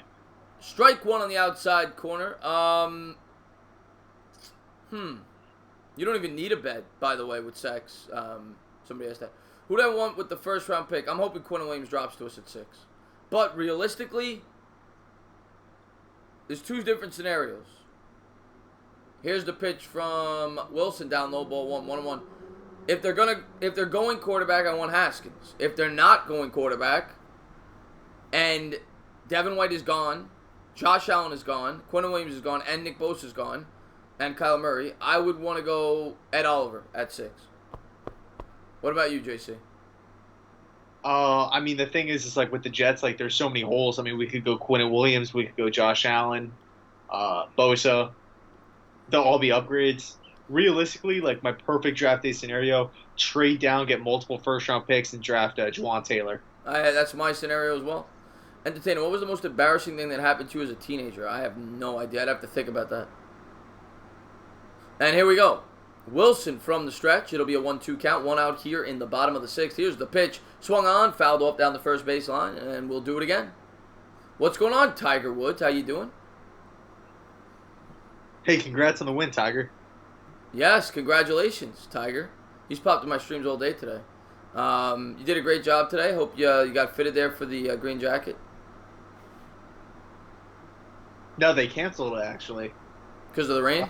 Oh, damn it, man. Here's the pitch from Wilson, and that pitch is belted in the air to left. 5-1, the Braves lead as he hits a bomb into left field. What a horrible pitch there. Let's update that score. You think this game's over, Chris? No, but it's not looking good. The Mets and that guy earlier commented 5-1. Is this? Yeah, maybe he sees the future. What's going on, Chris's Uber driver? Thank you for tuning into the stream. This is the Masters winning Tiger Woods. This is a DUI Tiger Woods, his alter ego. Thomas Q. Oh, because of the picture, yeah. You know about the Braves Tiger Woods memes on Twitter? It's so confusing. No, I don't. Jeremy, that is the weirdest thing I think anybody's ever brought up as a potential sport. You think outside of the box.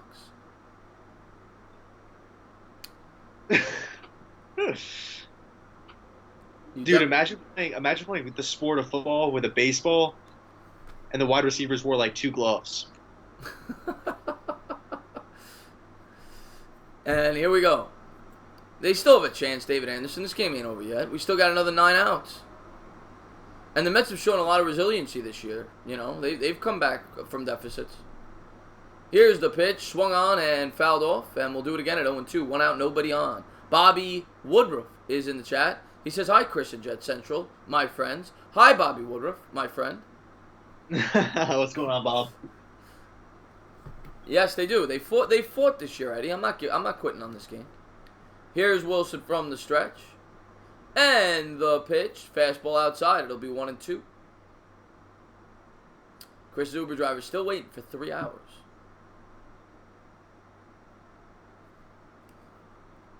Tevin says this game's over. We're gonna find out, Tevin. We definitely have to go to a game one of these days. Oh, 100%. Strike 3 looking. Wilson sends him down, so that's 2 outs here in the bottom of the 6th. Mets. We're rooting for the Mets. No, I did not test Desai. I like Juwan Taylor a lot, Douglas. Yeah, me too. So 2 outs, nobody on.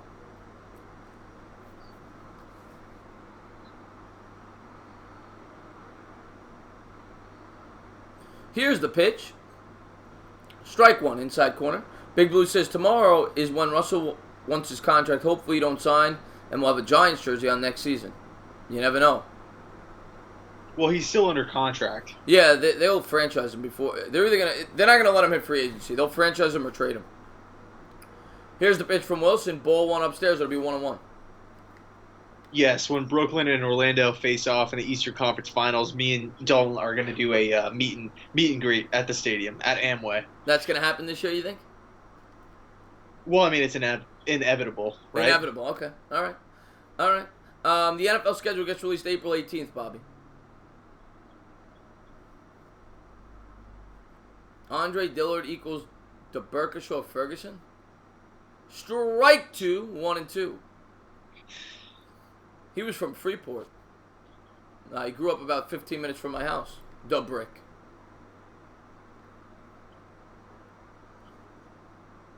I'm outside, you schmuck. Christian, are you the Uber driver? Because you say the word schmuck a lot. Here's the pitch. Swung on and fouled off the catcher's mask. It'll stay at 1-2. 97-mile-an-hour fastball.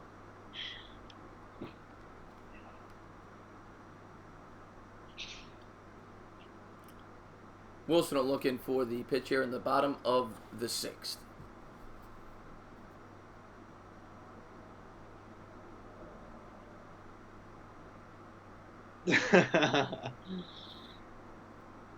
What, Jeremy?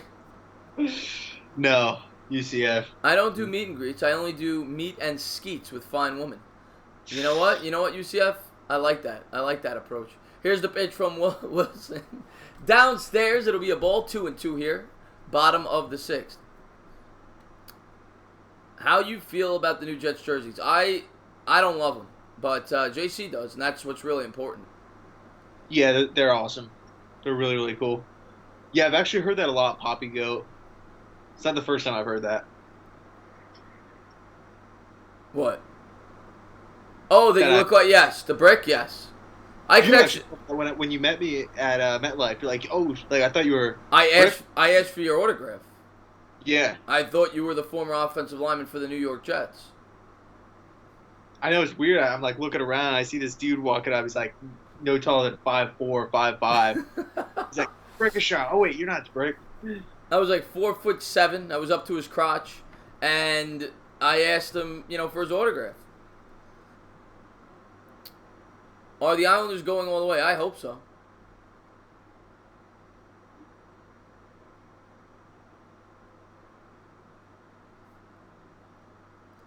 I disagree with that, Jeremy. I don't see any resemblance at all between Jet Central and Ryan Fitzpatrick.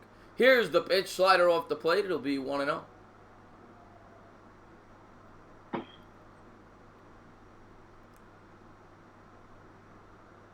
Hey, how far into the NHL playoffs are we?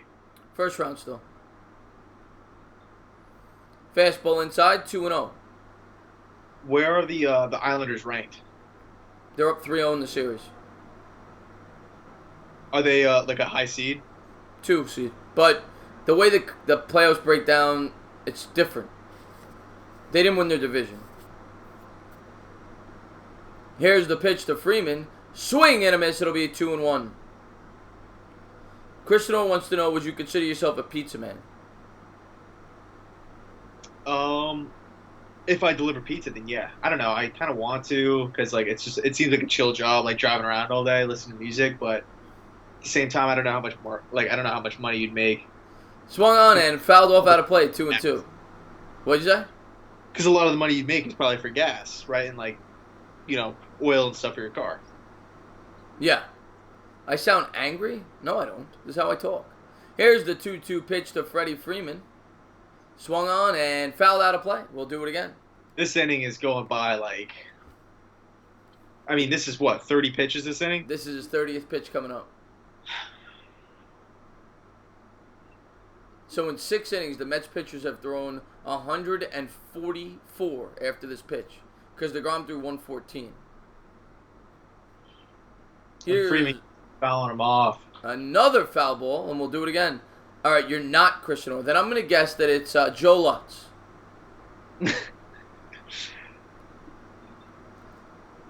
Jeremy, that's not the first time I've heard that, man. That I look like a pizza guy or like I sell bowling shoes. Who the hell sells bowling shoes? Here's the pitch from... It's like a teen, like a high school job kind of thing. Oh, fouled off out of play. He looks like he works at a rolling rink. Who's pitching? Wilson's pitching. Cristiano.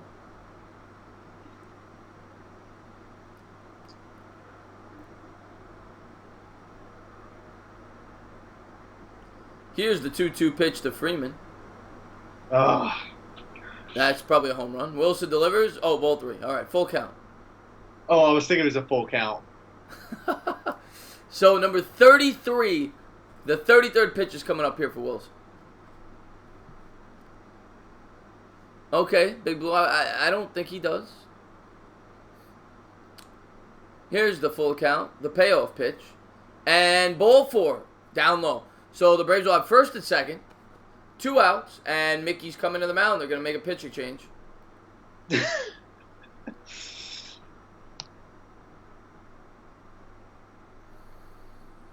A marker. The Braves are up. It's the bottom of the 6th. Oops. What? Just some of these comments. Lawrence Berea Vlogs. What's going on? Thank you for tuning in the stream. Chris looks like a how was your stay person? What does that even mean? I don't know. Like you work in a hotel? I don't know. How was your stay? Thank you guys for tuning in the stream. How was your stay? It's an absurd statement there by Jeremy Hansman. Exactly, Eddie. Let's talk some sports. Let's do it, man. I gotta run to the bathroom. I might grab some ice cream, so I'll be back. You gonna grab some ice cream? Yeah, I have some in the freezer. I'm curious to see what flavor he gets. Guess again, Chris. I'm gonna go with Bavith.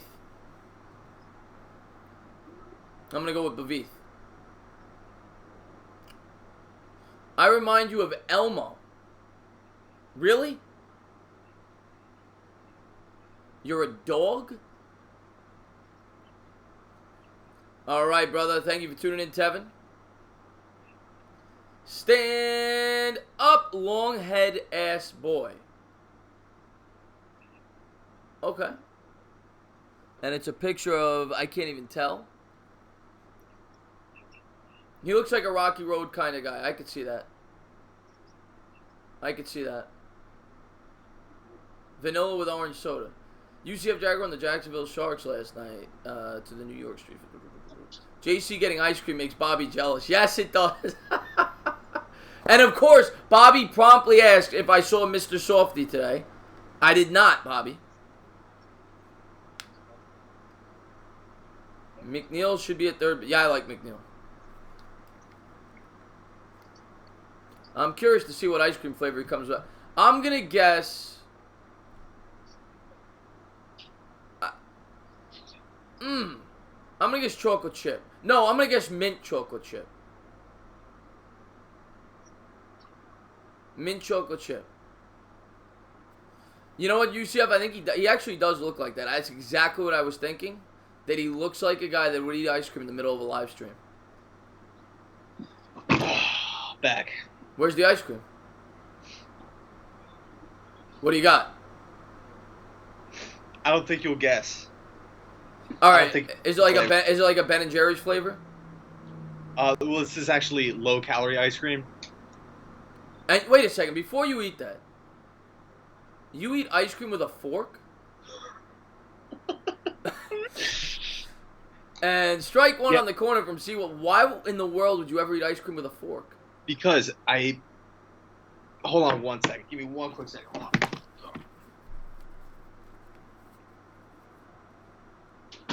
Alright, so I hear it all the time. Why do you always eat ice cream with a fork?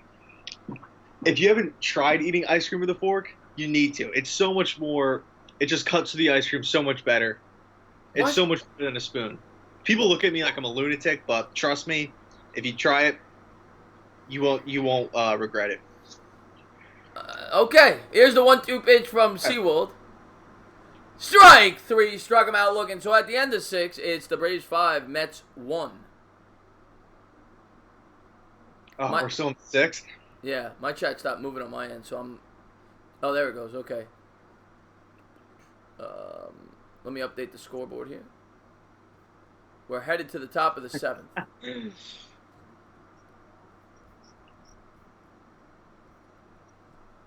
Yeah, how could you eat it with a fork? And I'm telling you, man. What? Try it. And for some reason, Sperm Cell seems to think I'm in a frat. So he just asked if you want to join my frat. Oh, Joe Musa, thank you so much for the super chat. Really, JC spending too much time with Rover. I like how any weird or odd thing that comes up, everybody just refers back to Rover in some way or some form. All right, so what flavor are you eating, by the way? Rainbow swirl. Rainbow swirl? Can you put it up to the camera? I want to see what it looks like. Raise it up. Rainbow swirl. That's interesting. It's not that good, honestly. But I got. All right. Some beggars can't be choosers. You pour soda on your ice. Well, I guess that kind of makes sense, Eddie. Like a root beer float type thing.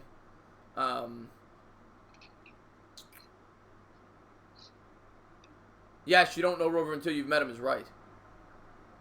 Or hung out with him outside of a video, Yeah, he's quite the character. Headphone Rover. It's so funny because UCF Jaguar has so many odd stories about the dude, about them chilling with each other. I have so many stories, and then you have that one story about the headphones. Why is it every time you show them there has to be some weird event? You know what I mean? Because he's a weird dude.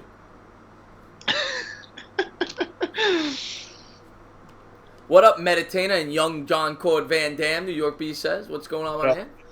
And Eddie Otero says, when you smoke weed, you'll eat any flavor ice cream. Well, that's probably true. Kevo Raid, I appreciate that. Thank you so much for the Kevo Raid. Everybody go over there, check out Kevo when you get a chance. Thank you very much. Entertainer, she just went home, went well again. Good for you, Cushman. Good stuff. How do you get the ice cream in the corners with a fork? Jess wants to know. That's a good call. And I actually 2 minutes ago I was actually trying to do that. I was trying it, but I failed. So I guess the spoon has the. Maybe we should be eating it with a spork. All right, that's not a bad idea. And then, by the way, that's an underrated invention, the spork. Yeah, we used to have have those things at school. And Broxton, I think that's strike two. Take strike two there. So it'll be an 0-2 count here. I like Keon Broxton, man. Jeremy says. I like Broxton, too. Here's the pitch to Broxton. Swung on and hit in the air to right. It's going to be a can of corn. One out here in the top of the seventh. Jeremy says Rover looks like a grown man who still gets hyped about catching Pokemon. Kevo Raid, what's up? Thank you so much, Ricky Randolph. Really appreciate that. Really appreciate it. Going over there and check out Kevo Kevorkian II. Thank you very much for that. Oh, there he is. There's Kevo Kevorkian II. I appreciate the Kevo Raid. Thank you guys for tuning in. Everybody check out Kevo Kevorkian when you get a chance. Appreciate the love, guys. Appreciate the love. And by the way, anybody that is rating this channel, please go into the link in the description and check out Jets Central. I appreciate the love, guys. Really do. And here it is, a strike on the outside corner by Biddle. It'll be 0-1 count to Nimmo. I appreciate the cavalry. Thank you very much.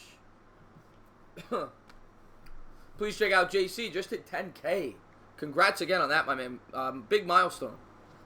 Thanks, man. I appreciate that, dude. Hopefully I'll keep it up. Yeah. Nimmo will foul that off down the third baseline. It'll be 0-2. I appreciate the love, guys. Really do. Appreciate the love. What's Jets Central raid? It just means that they're coming in here to join your channel. Check me out. I stream Realm, Royale, Fortnite, and other games. Okay. And ball one upstairs. It'll be 1-2. Okay, Cushman. Cushman is a weird guy. He really is. Really is. But he shows a lot of support. He does. He does. It'll be a 2-2 count. Slider up the outside corner of the plate to Nimmo. JC, once you hit 15K, can I get a shout out? Dude, I'll give you a shout out right now if we can collab. Here's the pitch to Nimmo. Upstairs, it'll be a full count. Jet Central, blondes or brunettes? Poppy Goat wants to know. Both. I mean... Yeah, I'm the same. My preference is brunettes. I'm the same exact way. Just whoever I'm more attracted to. I don't care about the hair. Good hit. Here's the pitch to Nimmo. Swung on and drilled in the air. That'll be a 1-out single. So the Mets got something cooking here in the top of seventh. 1 out, runner on.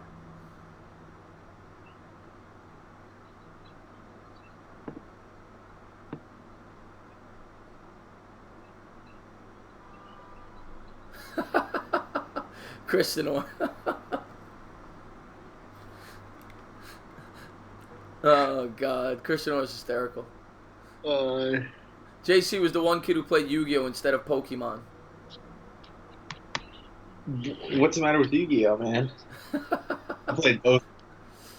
Here's a man on first. 1 out, and Alonso's going to step in. Here's the pitch to Pete, and a pitch in the dirt. That's going to allow the runner to extend to second base. Wild pitch, so the Mets have a runner in scoring position here in the top of the seventh.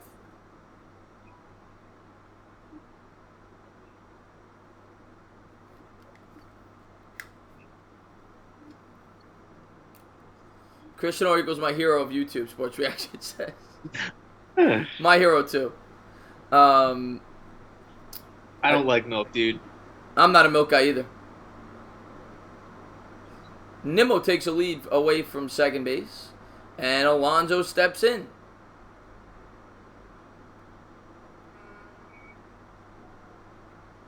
Here's the pitch, and strike one. 1-1. Nice curveball there.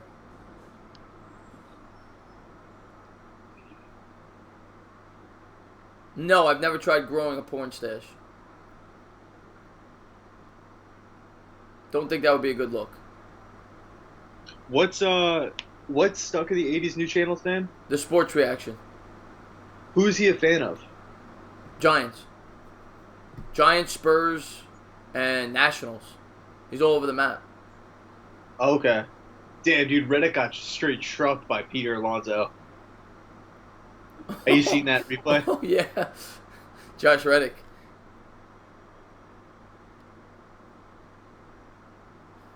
Here's the pitch to Alonso in the dirt. It'll be 2-2. Top seventh. 1 out, man on second.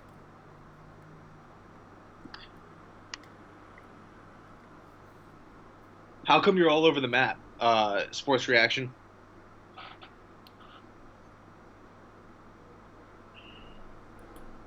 So, man on second. 2 balls, 2 strikes to Pete Alonso. Looks in for the sign. Comes to the belt. And the pitch. Curveball swung on, fouled out of play. What's going on, Joe Lutz? How you doing, my man? Thank you for tuning in the stream, buddy. Love Joe Lutz. Yeah. Joe Lutz is the man. Christian Orr says, brother. That's his brother, Joe Lutz.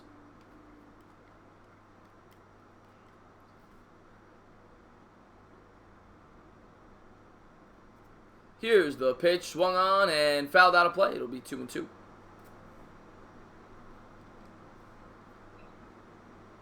Oh, I didn't know this guy was picked in 2016, Pete Alonso. Yep. They held him back last year. He should have been called up last year. And here comes Alonso as he digs in, waits for the 2-2 pitch. They just need to get runners at this point. Curveball swung on and missed. Had him out in front. He was guessing there. 2 outs. That's exactly what I did, Jeremy. I don't blame you. I don't like the Dolphins.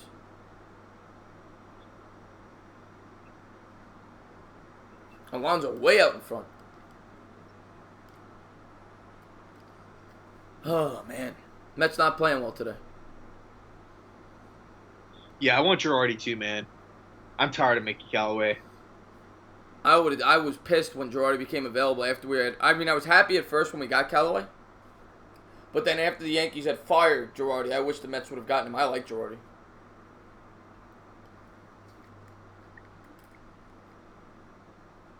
Here we go. 2 outs, top 7, man on second. The Mets trail 5-1.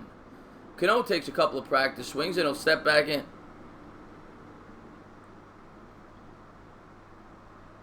Yes, he eats ice cream with a fork. And they'll go for a mound visit. I don't know who it is, Gabe. I have no idea.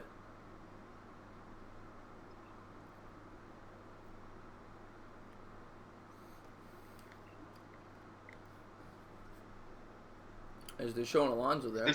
There's actually a lot of Yankees fans that agree with you. About what? No, agree with Let's Go Champ. He said like they just want to get rid of Boone and bring back Girardi.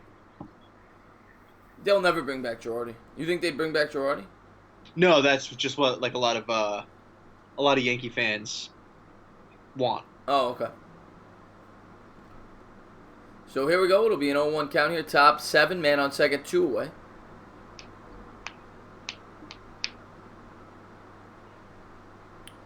Here's the pitch to Cano. Swung on and missed. It'll be 0-2, 88-mile-an-hour heater on the outside corner. My chat keeps pausing here. Let me try to expand this one. Oh, there we go. I don't think he is Chad, no. Here's the pitch to Cano in the dirt. That'll be a ball. Draft less than 2 weeks away. Yeah, we are now only like 11 days away. It's coming up fast. What, the draft? Yeah. Are you doing anything for the draft, by the way? I Yeah. know you're going to be with Bag Dog, but like, is that going to be it, or? Yeah, for the first round, yeah. And you're going to be doing the giant reaction videos as well? Yeah, on the draft, I'm going to have my phone out when they pick at 6 and 17. Okay, I got you. And that's a ball to Cano. It'll be 2-2.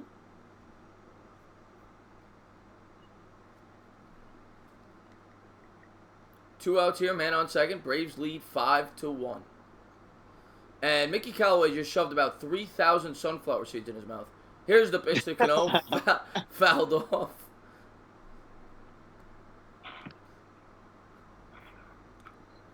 I don't know if the chat's frozen on mine. It doesn't seem to... one of them's like... I have 2 chats in front of me. One's like way back, and then the other one hasn't moved. Yeah. Sports Reaction just said that the chat is frozen. Did he? Yeah. I don't know why.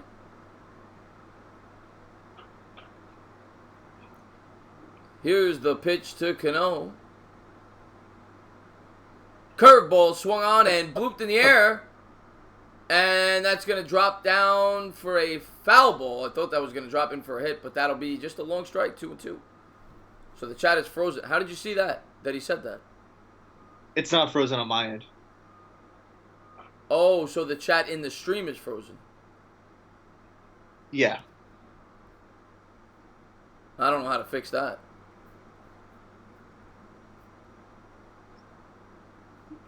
Maybe it'll fix itself. I don't know. So I can't read the chat right now.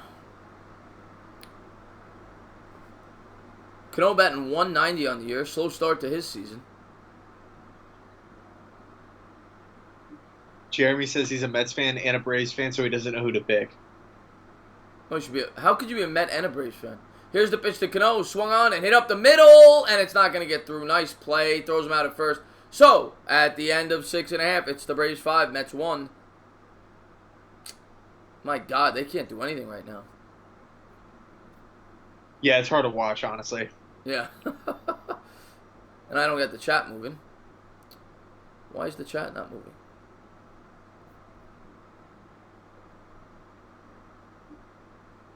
How's the Game of Thrones episode? I have no... Are you talking to the chat? Yeah. Let me move this. This happened to me before. I could pull it up on my phone, though, and see the chat. Yeah, the stream. I actually have the stream up now. It's going really, really slow, like laggy. Is it? I pull it up on my phone. Yeah. Ah, that sucks. You know what? If it's that bad, we'd probably just call it a stream at this point. Because it seems to be getting really laggy on my end, too. I don't know why.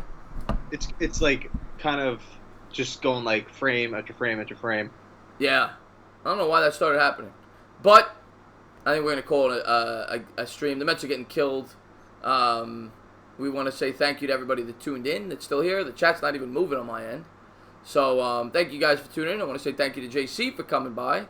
Unfortunately, yeah, man. Thank you, man. Unfortunately, it was a bad night to stream the game. We had a rain delay, and Mets just did not play well. So hopefully they come back last 2 innings, but we're going to call it a night. We're going to watch it from our televisions. Yeah, we got a big series starting tomorrow against the Phillies. Yeah, huge series coming up against the Phillies. Got to try 2-2 on the road against the Braves isn't the end of the world. Of course, we took the first 2 with the DeGrom pitch in the 4th game. You wanted them to take 3 out of 4, but got to bounce back. Try to take 2 out of 3 in Philadelphia tomorrow. So we'll see what happens. But yeah, man, sounds good. I can't wait for it. It's gonna be that series is probably like the #1 series I'm most looking forward to. Oh yeah, like out of the year so far. Oh yeah, absolutely. But guys, have a good night, and I don't know why this happened, but a lot of times when I bring somebody else in, it starts to screw up. But have a good night, guys.